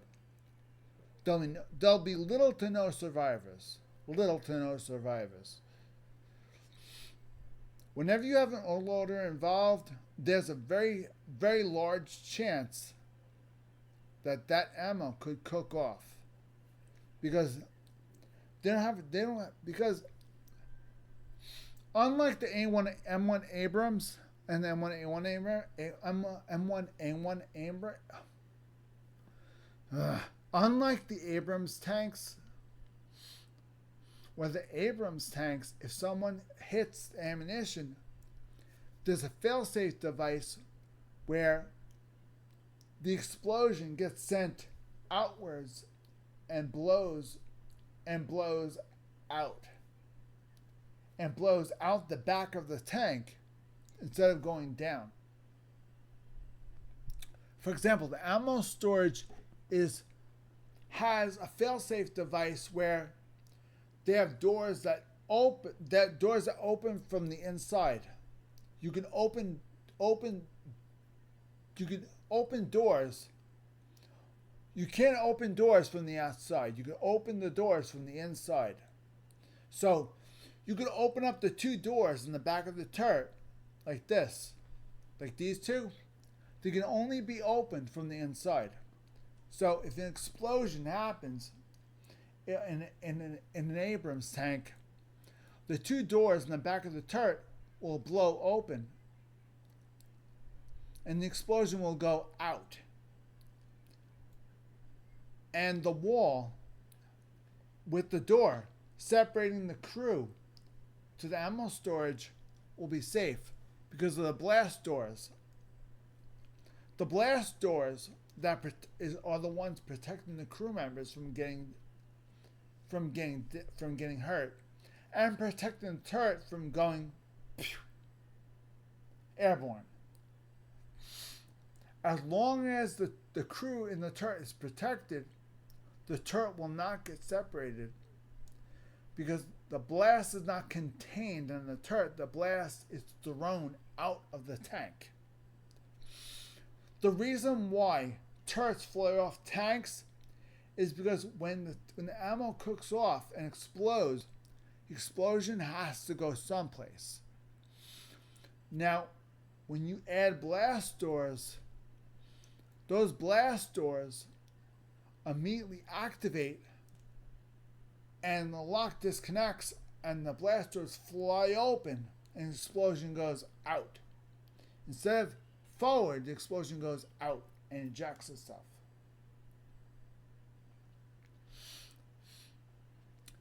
That's the purpose of having blast doors in the back. So naturally, these doors are not going to be easy to open, and they're going to be heavily, heavily, heavily armored. But they can only be opened from the inside. They cannot be opened from the outside. Even though they have door handles right here, you still cannot open them from the outside. You can only open them from the inside. They don't have a door latch or a keyhole or anything like that. You can't. Of course, they have 2 handles here. So if they are unlocked, you have to be able to load ammunition into the turret. Ammunition gets loaded into the tank through those doors. And also, With the Abrams tanks, those doors also set as a failsafe device. So just in case the turret's ammo cooks off, those doors fly open and the explosion goes out the back of the tank. And the engine and the fuel is protected so the explosion doesn't cook off anything in the back. Now, the Soviet Union doesn't know this. They don't learn their lesson. Fuel tanks are right here. Engines right here. There's no protection on top, the basic sheet metal. So obviously, if explosion goes off, these are not blast doors. These are doors that open from the outside. So obviously these are closed. If they need to load ammunition, it's handy. They have two handy doors. But if an explosion happens and the blast comes out, those doors are not going to fly open. The explosion is going to go off and the doors are locked. So obviously the explosion is going to go somewhere. It's going to go down into the tank itself. And it's probably going to kill the entire crew. And then the explosion is going to want to go someplace else further. Once the whole crew is dead, it's going to have to go someplace. It's going to hit the engine. And the engine's going to break. And obviously it can't hit the fuel because the fuel is outside of the tank. The fuel's right here. So the fuel is safe, but everything else, everything in the tank is either dead or destroyed. So the only thing that's going to happen is that whatever's in the tank is going to get destroyed and the turret will fly off the hull. The tank will not explode because the fuel is on the outside of the tank right here. So this was stupid because if you shoot this, the outside of the tank could explode, but inside is protected. Smart or stupid?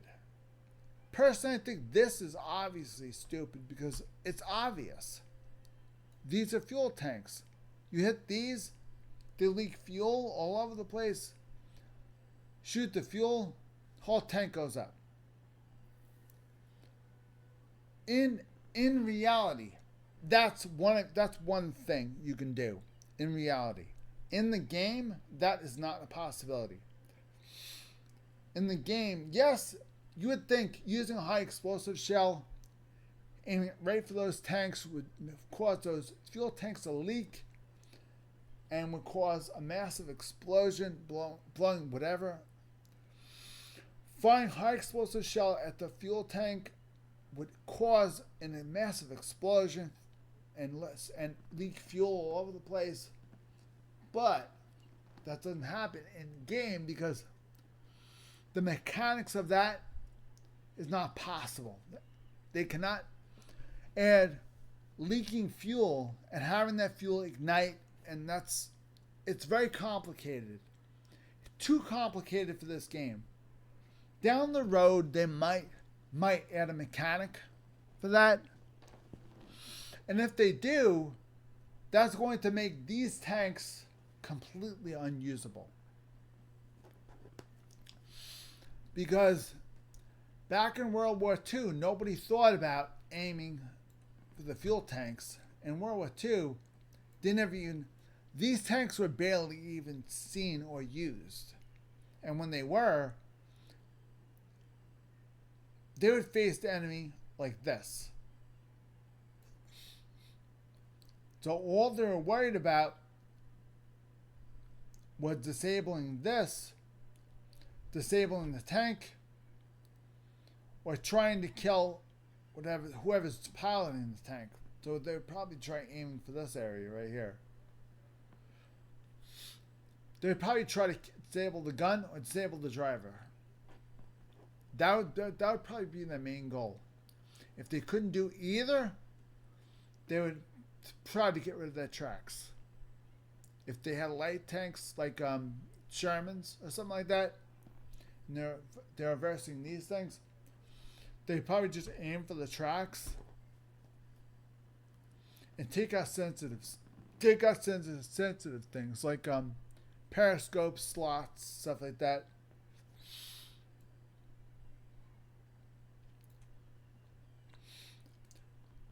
In World War II, they didn't think about aiming for fuel tanks.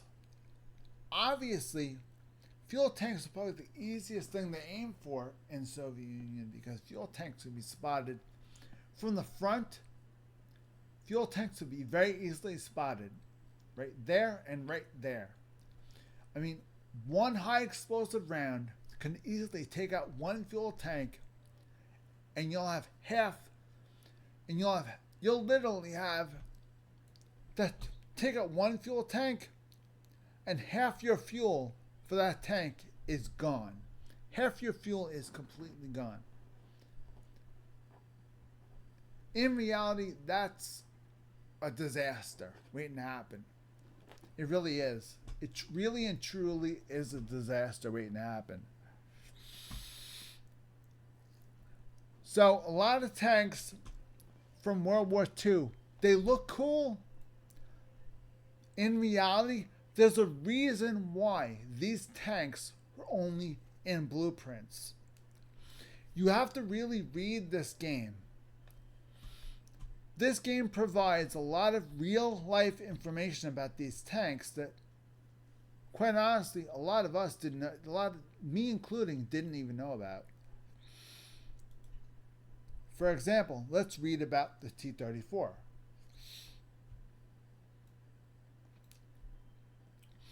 Legend of Soviet Armed Forces, most widely produced Soviet tank of World War II. That's definitely true, with a total of 33,805 vehicles manufactured. 3 variants of this model were produced at several Soviet factories from 1940 to 1944. That's true. T-34 was produced. The T-34-85 was produced. And I believe the T-34M was also produced.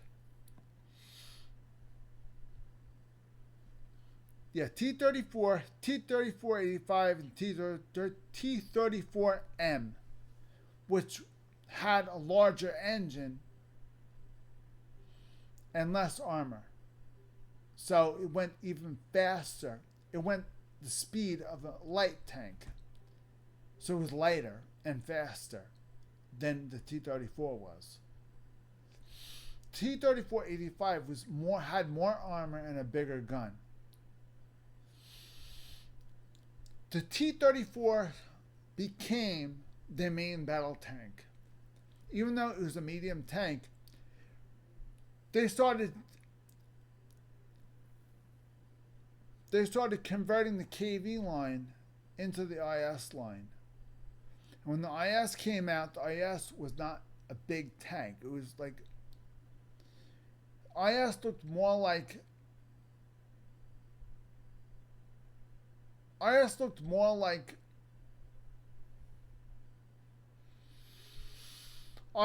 looked kind of like half the size of a KV. The original IS was half the size of a KV and had the same gun as IS, but same size gun as the KV-1S. But the hull was half the size. The turret was exactly the same. I think they had the same turret as the KV-1S, I think. Their upgraded turret anyway. So the IS was basically not a new style tank, but it was their attempt on making the KV line, start to make the KV line go in a different direction. But they didn't know what direction they wanted to go to. So they had one tank manufacturer leaning toward one direction, namely They started going down the T line. Okay? They started going down a T line. I call it the T line, which is this, the T10. And they started going down IS line, which is the IS3. And they started going down the other IS line, which this was something Soviet Union did with the medium tanks as well, which I don't like. The idea of putting a bigger gun on your tank, okay, but sacrificing that by putting the engine in the front of the tank, therefore making the tank highly, highly vulnerable for enemy fire. Because all you have to do is take one shot right through the front, and that shot will ricochet and hurt the engine and possibly hit a fuel line, and the whole tank will explode. Engine and fuel have to be in the rear of the tank at all times, and they have to be protected. The fuel and the engine are what keeps you going. The treads, fuel, and the engine are the three most important parts of your tank. You have to keep them protected. Ammunition has to be protected at all times. The crew, they don't need as much protection because the crew will be safe if those things I mentioned are safe. The crew will be safe in the process. So, Soviet Union did not see this way. They thought, okay, what if we did this? Let's try doing this. Let's try making the T line. Let's try making a tank, our heavy tanks, like we did the T-34. That tank worked great. Let's try making a heavy tank just like the T-34, except make it bigger. Hence the T-10. The T-10 is fast and has so-so armor, but it's fast. The T-10 is fast. It has less armor. It is fast. But again, the T-10 has weak spots that the T-34 never had. Why? Because it's a heavy tank. Heavy tanks are going to have weak spots that medium tanks don't have, because medium tanks are naturally faster, are wicked fast. Medium tanks are faster, a lot faster. And that speed alone is going to be an ally. This tank, for its size and its girth and its weight, it is very fast, but not the speed of T-34. T-34 is much, much faster. So naturally, going down the T line was not an option. So naturally, after the T-10 was manufactured, they went, maybe this is not the right path we should go down. So obviously they made a prototype of something. They made blueprints for another one, but never made it, which is this one. This was in blueprints, but they decided not to make it. So then you have the IS line. When they made the IS line, all the other ideas branched from the IS line. So obviously you had the T line, which they made the T-10, but they didn't go farther than that. Then you had a blueprint for this tank, and obviously they found something wrong with it and they didn't make it. From that, they made I think, a prototype of the IS-7. I think they had one of them, and they made during the Cold War, but they never. The damn thing. They think they made one, but they never saw action. I think they just used it in parades, and that was it.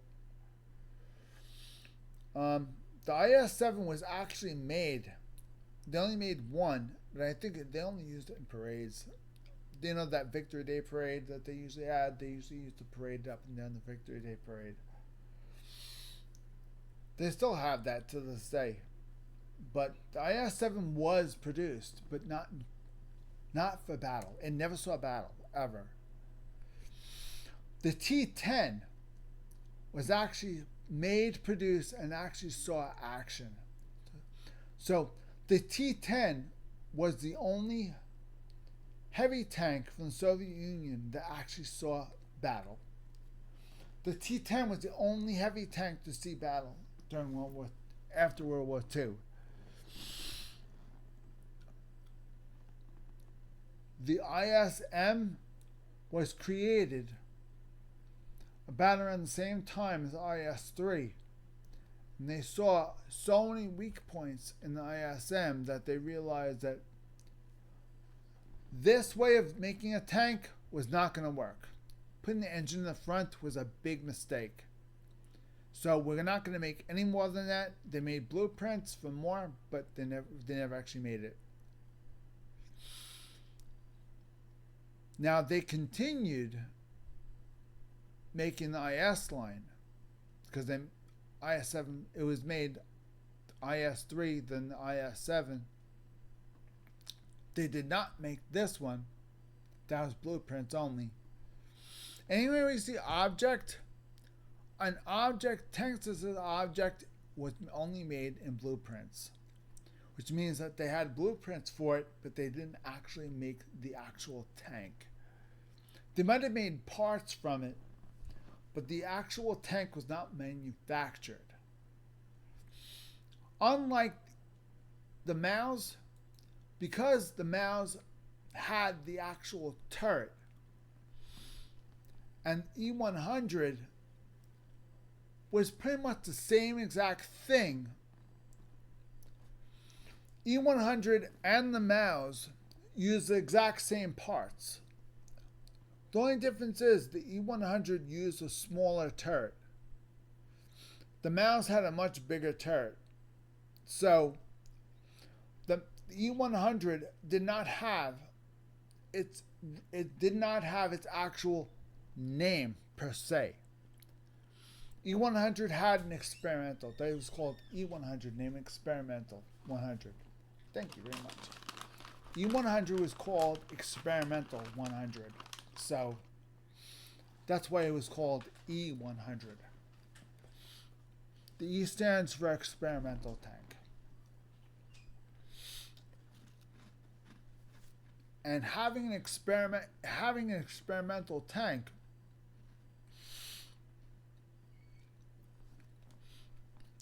making and manufacturing an experimental tank means that you need research and development. You need peacetime for R&D on this prototype. You need a non-firing prototype to put it through its paces for long periods. You need to put it through climbing phases, wading through water. You need to put it through speed tests. You need to put it through penetration tests. You have so much testing to do on it. Now, with the E-100 and the Maus, didn't have the time for that. By the time the Maus and the E-100 were being manufactured, Allies were already invading. Soviets were invading one half of Germany, and the Allies were invading the other half. So, hence, East and West Germany. East Germany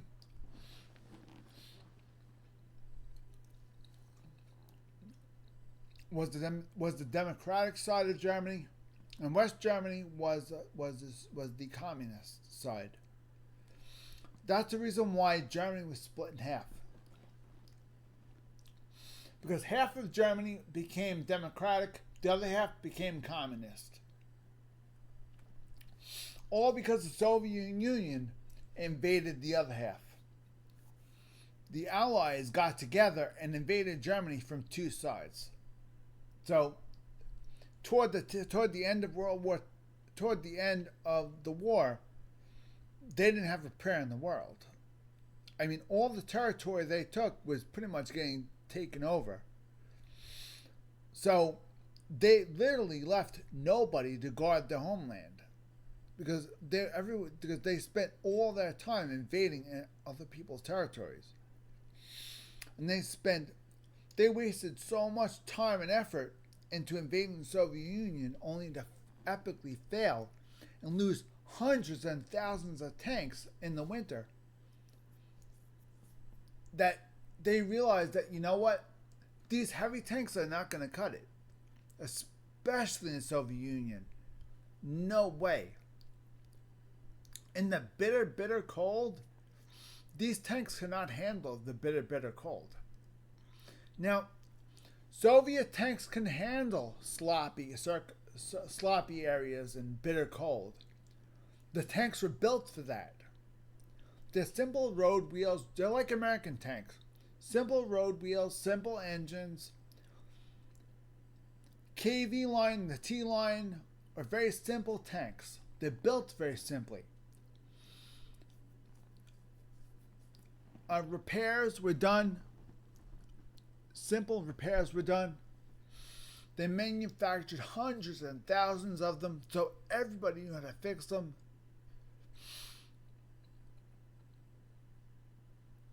Hence the reason why you rarely saw heavy tanks marching down the battlefield in World War II. That's the reason why in World War II you saw hundreds and thousands of these T-34s.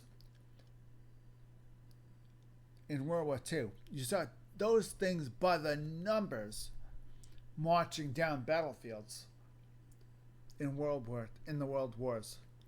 Those T-34s were the most manufactured tanks in the Soviet Union.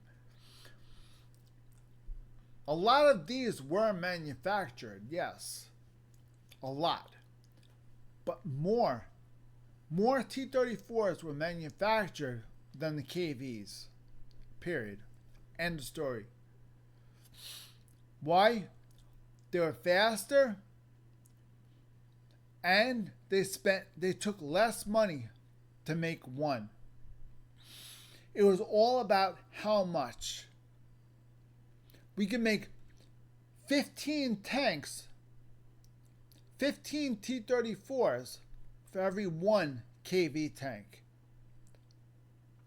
And if that KV tank gets taken out, we lose everything. We can march 10 T-34s down the battlefield and overwhelm them with forces. Hence the Soviet Union's tactics back in the World War. Overwhelm them with little. They had the same tactics as the Americans had. Overwhelm them with smaller forces, surround them with smaller forces, eventually they will give up. We did it with the Sherman tanks. We had bigger tanks, but we didn't take them on the battlefield. We only had Shermans, and we had so many of them that we didn't need anything else. We had big guns march on Sherman hills. We had everything. We had Sherman tank destroyers. We had Sherman, Jesus, Mother of God. The hulls of the Sherman tanks were used more than any other American tank in history. They used Sherman tanks for mine clearers. They made a flamethrower out of a Sherman tank one time. I think they made a mine clearer out of a Sherman tank. They made flamethrower out of a Sherman tank. think they had just a normal medium tank. I think they attempted to make a Sherman tank out of a tank destroyer once. They wanted that Sherman to be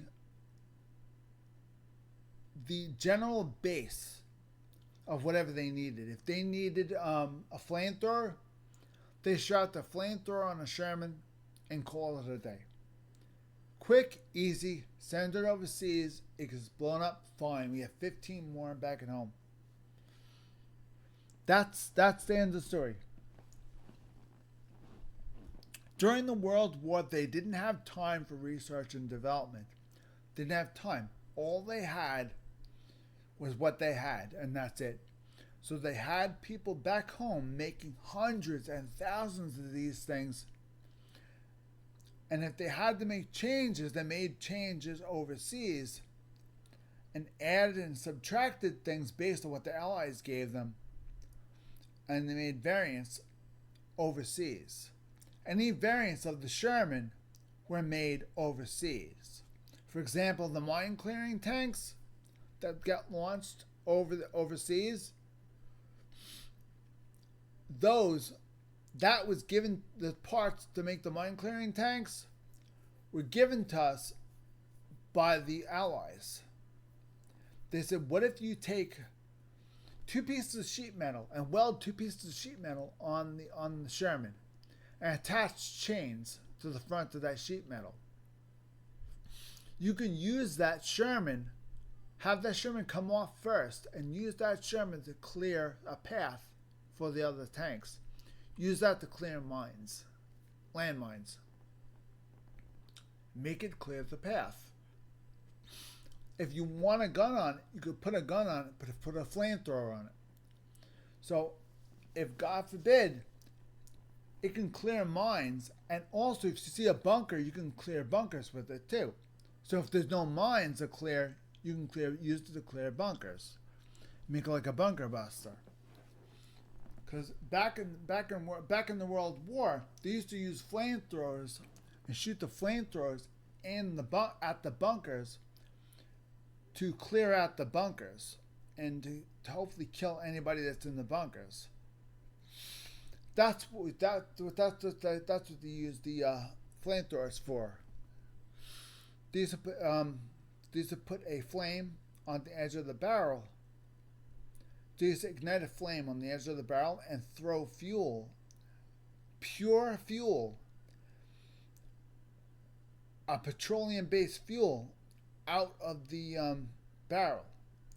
To launch it a huge velocity right out of the barrel.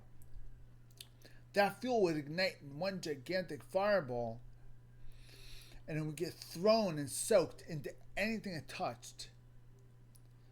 It was absolutely disgusting. If you ever got any of that on you, you were dead instantly. Can you imagine pure diesel fuel getting lit up and tossed on top of you? Even if you stop, drop, and roll, you can't get that fire out. It's impossible. When fuel ignites, you're never going to get that fire out. Ever. It's impossible.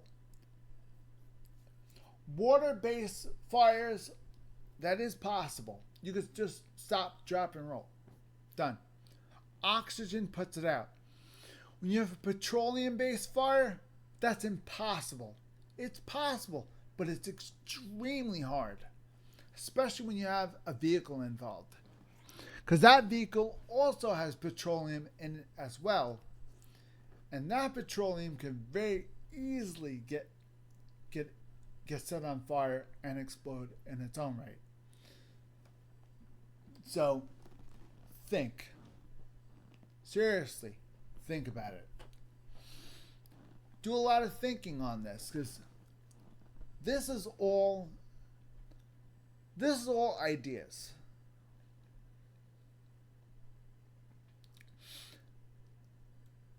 This game is just a game. But this game is more accurate than you think it is.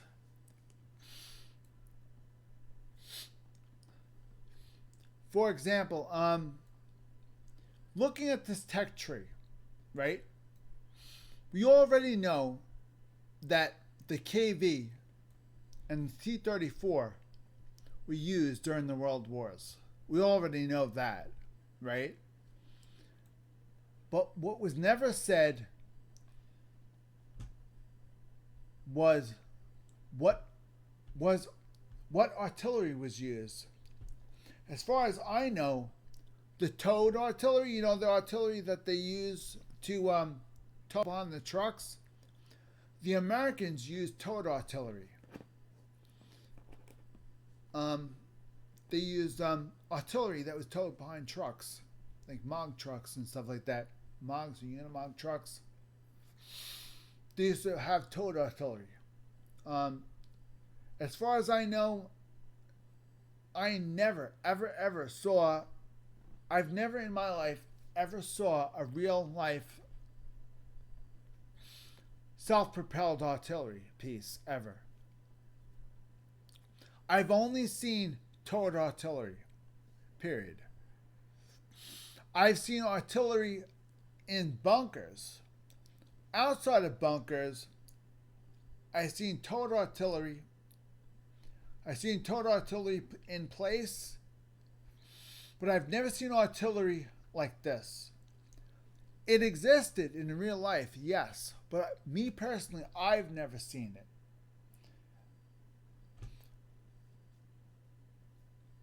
According to this, it did exist. Up to here, all this existed. This didn't exist. This was a blueprint item right here. Anything that says object wasn't really made. That was just an idea they had. A blueprint. It was an idea. So anything that says SU, that was actually made. Anything that says T or SU, that was actually made. That was made. That was made. That was not. That was not. That was not. That was. These two were made. That was actually made. I don't think a lot of these were made.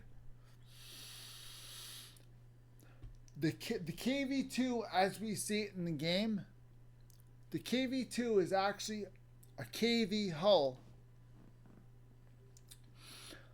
The KV2 with that big bobblehead turret is the hull of a KV1, okay? The turret was specifically manufactured to fit that artillery gun that's posted on top of it. Now, this gun is a 152 millimeter M10 howitzer. So, a 152 millimeter M10 howitzer, think of it. 152 millimeter, right here. This is the gun that they had on a KV2. A tier 6 KV2. Think about 152 millimeter gun. 152 millimeter gun they had on a tank that was manufactured decades ago. Obviously, the KV2 was not manufactured in large quantities. Obviously, it was probably like experimental. The KV2 was probably an experimental tank.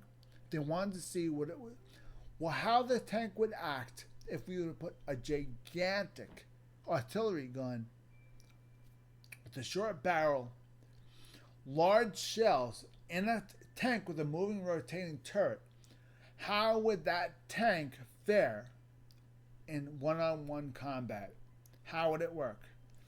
it was a manufactured experiment that they used in a real battle. Probably made a very limited amount of quantities of it. We can check it ourselves if we want to. I have a funny feeling that this tank was made, but not made a lot of. So, yeah, see, it says it had a KV1 base, which we already know that. This is a 3D style, but so. That's a KV1 base. 334 vehicles were manufactured from 1940 through 1941.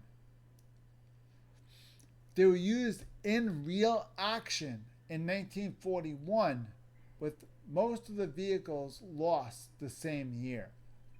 So, they were made in 1941, and they were all destroyed, every single one of them, by the end of 1941.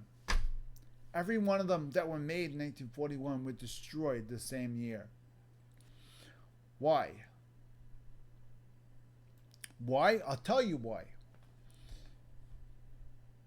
The reason why they were destroyed, it has a 152 millimeter howitzer. Okay, guys? Now, picture this. It has an artillery gun mounted on a heavy tank. Okay, guys? Ammunition itself, if that ammunition in that stored in that gigantic turret ever cooks off, the entire tank will go up like a Christmas tree.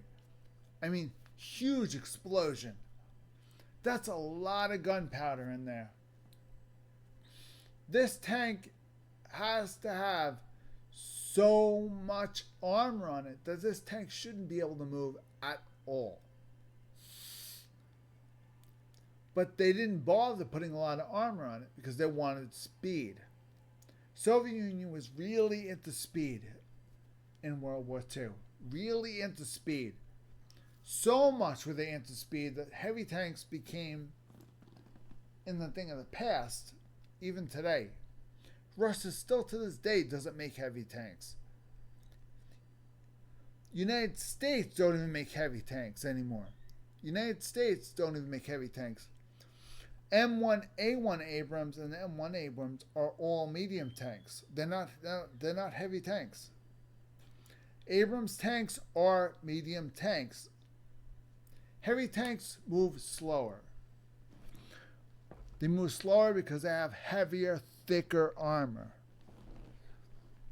They have no choice. They have to move slower. Think of it. There's a lot to think about. Now, the KV2, obviously they were made, and they were made in the beginning of 1941. But at the end of 1941, all 300 of these that were made and manufactured all got destroyed. So obviously, why would they continue spending all the resources on making these tanks that were absolutely beastly?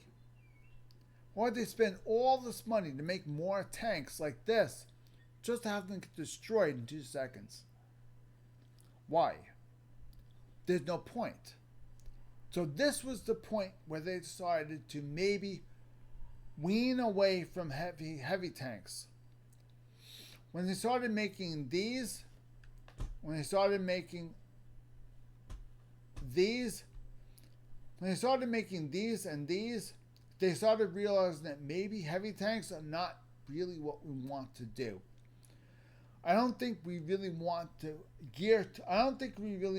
make heavy tanks. I have a funny feeling that we're going to have to stick to making lighter tanks, lighter, faster tanks.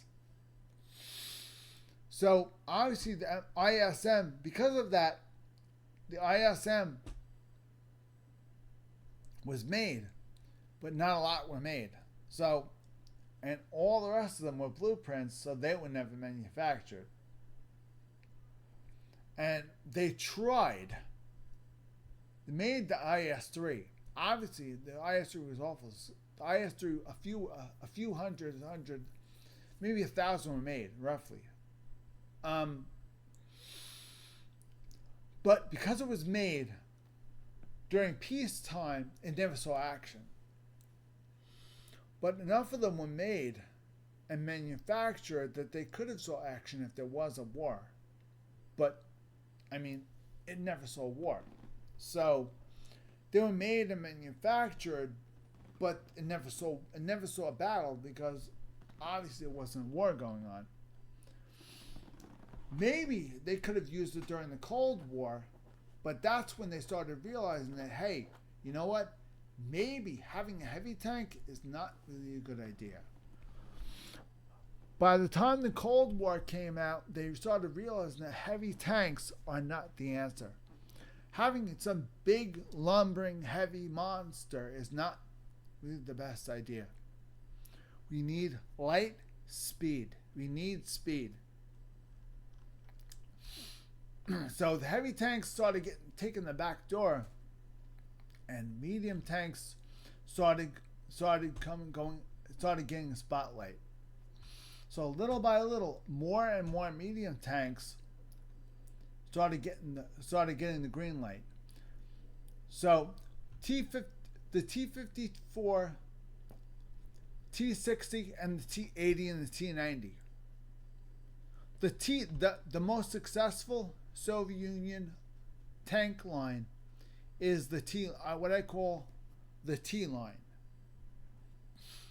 T-34, T-34-85, T-43, T-44, T-54, T-60, T-80, and T-90 that they have in Ukraine right now. This is the most successful Soviet Union tank line in history. Their medium line. Okay, guys? This is by far the best, most successful tank line in history. The T-80 was the last successful tank they ever made. The T-90 is absolute trash. Ukraine is showing Russia right now how poorly made the T-90 was. Manufacturing an autoloader in a medium tank is a huge mistake, because the tank needs to be manufactured with an autoloader so that the ammo has a place, so the ammo explosion has a safe place to go and not in the tank. Which means you have to create a blast door that leads out of the tank, like they did with the KV-1SA. KV-1SA had blast doors in the back of the turret. The T-90 does not. KV-1SA, remember the back of the KV-1SA? In the beginning of the video, I showed you guys that 2 doors in the back of the tank. If God forbid the ammo cooked off, those 2 doors in the back would kick open and an explosion would barrel out of the back of those doors. Now the T-90 had that saucer sight type turret. If the ammo cooks off inside the turret, there's no doors, nothing, to prevent the explosion from escaping. They have nothing. There's nothing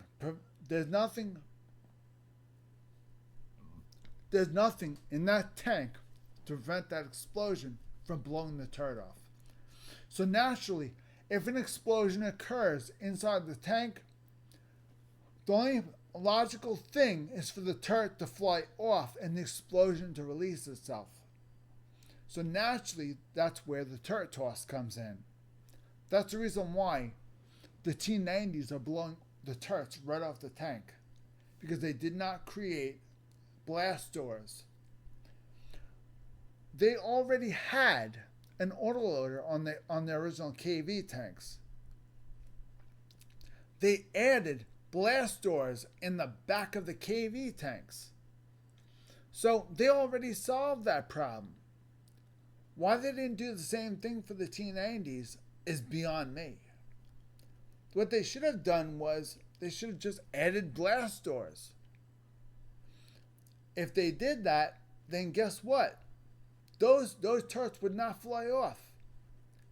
Plain English. When you make a tank, prepare for circumstances beyond your control.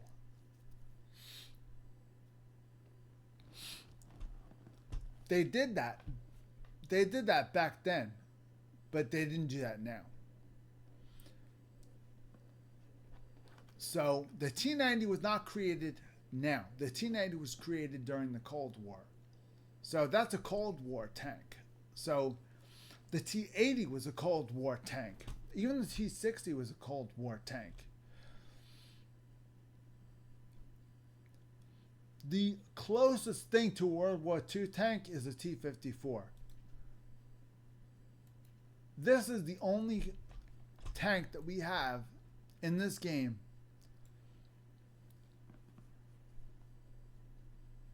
that was possibly created. This tank was adopted for service in 1947. Okay, only a handful were manufactured. 713 exactly. A new variant of this tank was launched, namely the T-60. So the T-54 was a prototype. 700 were manufactured and used until they came out with the T-60, and the T-54 was actually kind of like said, we don't need this one right now. Let's use the T-60 instead. But the T-54 actually did exist at the end of World War II. And the T-60 and the T-80 were Cold War tanks. So that's the reason why you don't see the T-60 in this game, because the T-60 was the beginning of the Cold War. So there's a lot of tanks that don't exist that were built during the time of the Soviet Union but didn't exist in this game because they were made post World War II. So most of these tanks were blueprints made at the end of World War II or before World War II. For example, MS-1 was probably like World War I, my guess. So I'm guessing this is World War I, this is World War II, and this is like pre-Cold War. Right here. This is pre-Cold War. Some of these were made, some of them were not. So World War II is tier 5 to tier 8.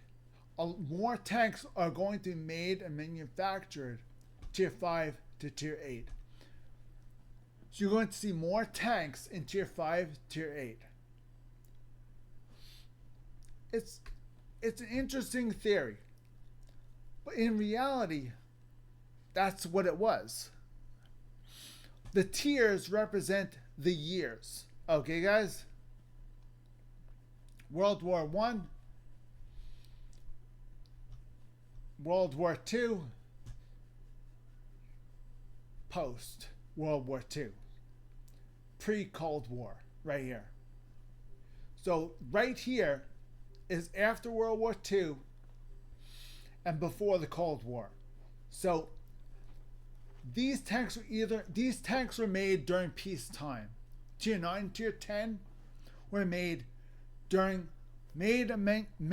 blueprint or manufactured during peacetime, and they never saw service. And if they did saw service, they saw patrolling and stuff like that. They never actually saw battle. Anything tier 5 to tier 8 probably saw a battle and were probably manufactured. as you can see, you didn't see a lot of objects.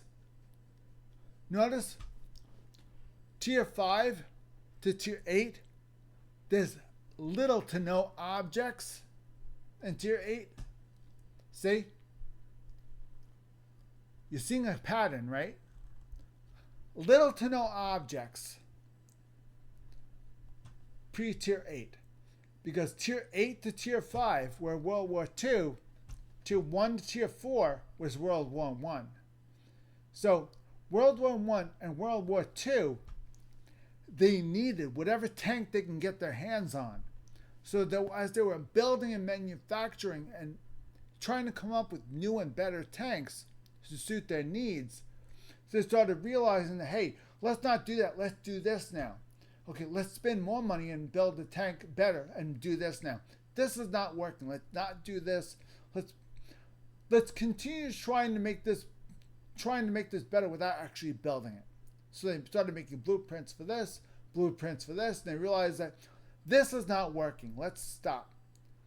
Let's stop and let's go in a different direction. Let's go with this tank. This tank seems to be doing really good. We started going in a different direction from this tank. It didn't work. So let's take this tank and let's work with this tank. How can we make this tank better? Well, we could make this tank better by simply doing the same thing except making it bigger, which is basically this, moving forward. But if we go this direction, this is not going to work. But if we do this, this is going to work. So let's do this. And therefore the IS-7 was created. It was made. Because it has an IS designation, that means the tank was manufactured. Object means that the tank was in blueprints only. T designation means that the tank was manufactured, but it was not manufactured in large quantities. So the T designation is an older designation. The newer tanks got an IS. The newer heavy tanks got an IS designation. Newer heavy tanks got an IS designation.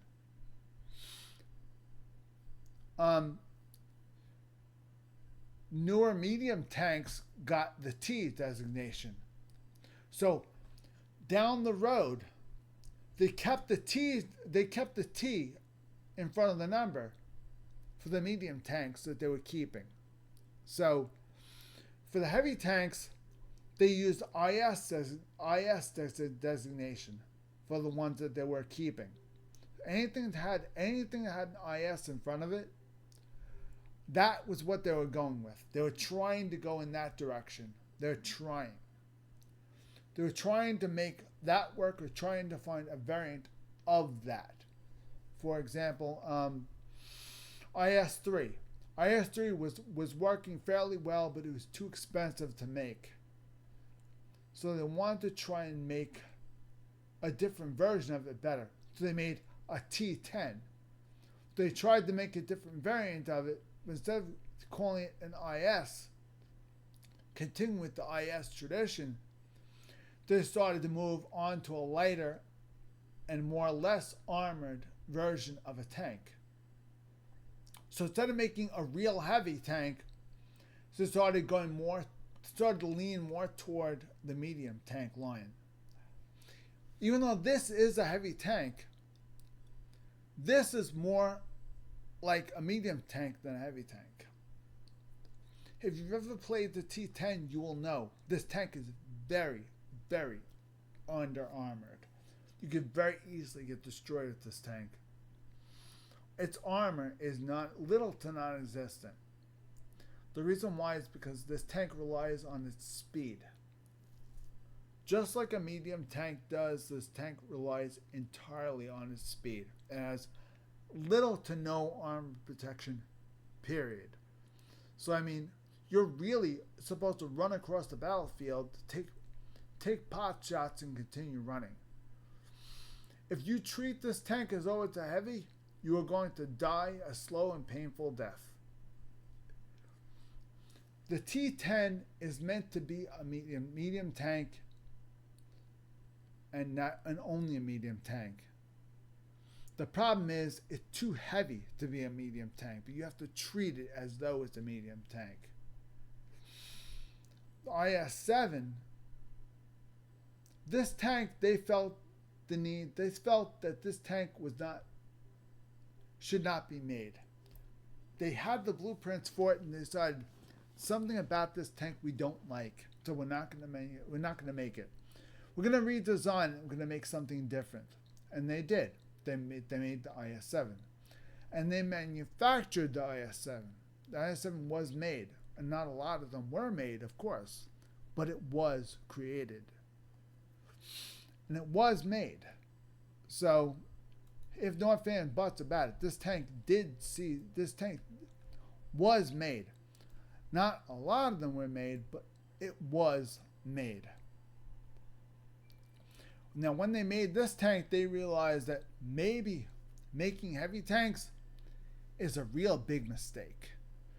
Maybe we should stick to the medium tank, because this tank is too big, too difficult to repair, too difficult to make parts for. It's too hard. It'll last longer, yes, but we could have less of them. So it's always better to have more of them. The Soviets and the Russians all agreed. We'd rather have more tanks that can survive less than to have less tanks that can do a better job. The Russians and the Soviets had the same thing in common. Overwhelm them with numbers. The hell with them surviving. As long as we overwhelm them with numbers, we'll win. That's the way the Soviets and the Russians believe. To this day, they still believe the same thing. They had hundreds and thousands of T-90s marching through Ukraine. Ukraine was freaking out because they had thousands of these goddamn things like a bunch of locusts swarming into Ukraine. Ukraine couldn't do anything about it.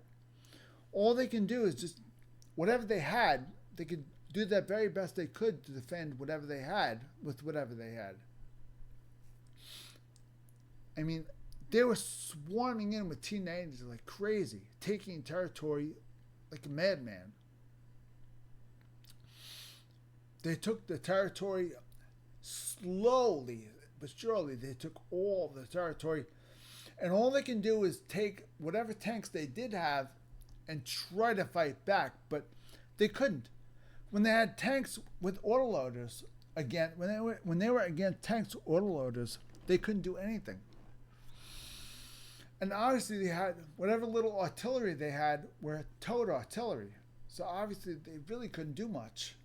So they were kind of screwed until they got modern parts and modern technology and created their own things to fight back with. They were given a lot of missiles and artillery shells and stuff like that, and they realized we're getting so much artillery shells, and the only artillery we have is towed. So we can either use the artillery shells for towed artillery or save all those artillery shells and find something else to deliver those artillery shells in. So, hence, they came up with the idea of using just commercial drones to deliver the artillery shells. So, they had commercial drones with being duct taped, having an artillery shell strapped to a commercial drone, flying that straight into a tank, and it was working. That was the first time I had ever seen anything like that before. It's amazing. For the first time ever, a country had little to no tanks on the battlefield. They were using on a regular basis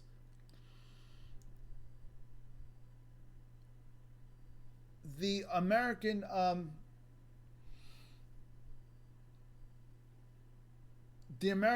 personnel carriers, I forgot the name of those things. The American armored personnel carriers that they used in the Iraq War. Those things are amazing. Of course, we don't use those anymore, but other countries, we still make parts for them, and we still make them for other countries. But we as a country do not use those anymore. We don't use armored personnel carriers. We use Humvees. We use Hummers, and we armor up Hummers instead. We use those. To us, those are a better, those with armor, those serve as a better carrier for troops than an armored personnel carrier. Granted, Hummer makes those for us. The M1 Hummers, the General Hummers. So they're like, what, 2 miles per gallon. They're wicked. They are extremely fast. They can be carried by a plane. They have flight hooks on the side of the Hummer. They have 4 flight hooks on the side of the Hummer. So they'd be carried under a helicopter.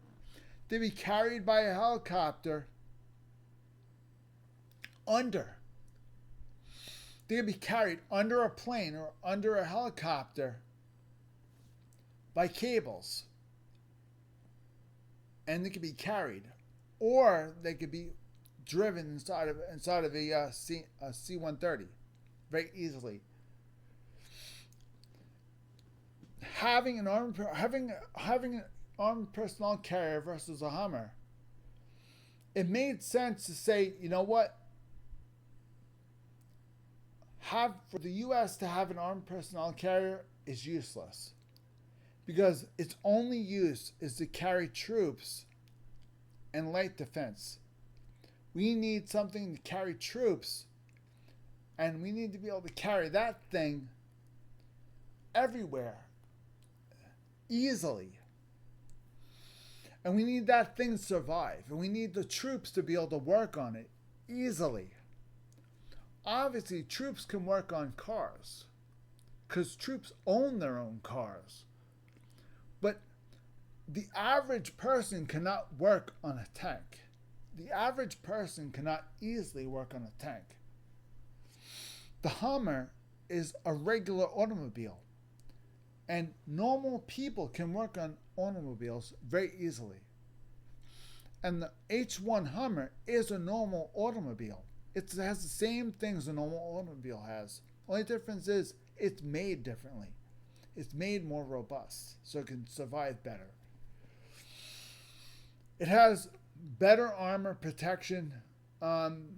It goes, for its weight, considering how much it weighs, it has a lot of power and can go pretty fast if you think about it. Think about it. Really think about it for a minute. So armored personnel carriers went out of favor really quick. As soon as the Hummer, as soon as they came up with the Hummer, armored personnel carriers were immediately terminated, which means that the APCs that Ukraine has, United States stopped using those decades ago. So now Ukraine had, all the other countries are giving them to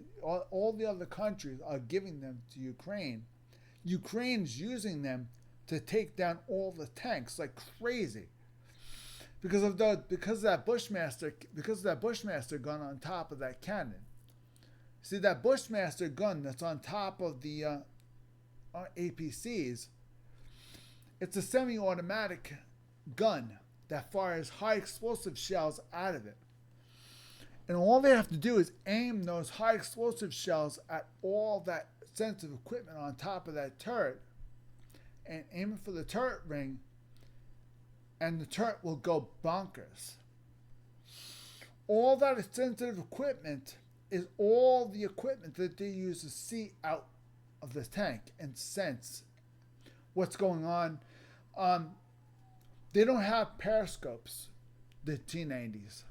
They have sensors and they have cameras and stuff like that. Kind of like the Abrams has. But the Abrams, all their equipment, all their sensitive equipment is armored. It's not sticking out. Everyone can see it. It's armored. See,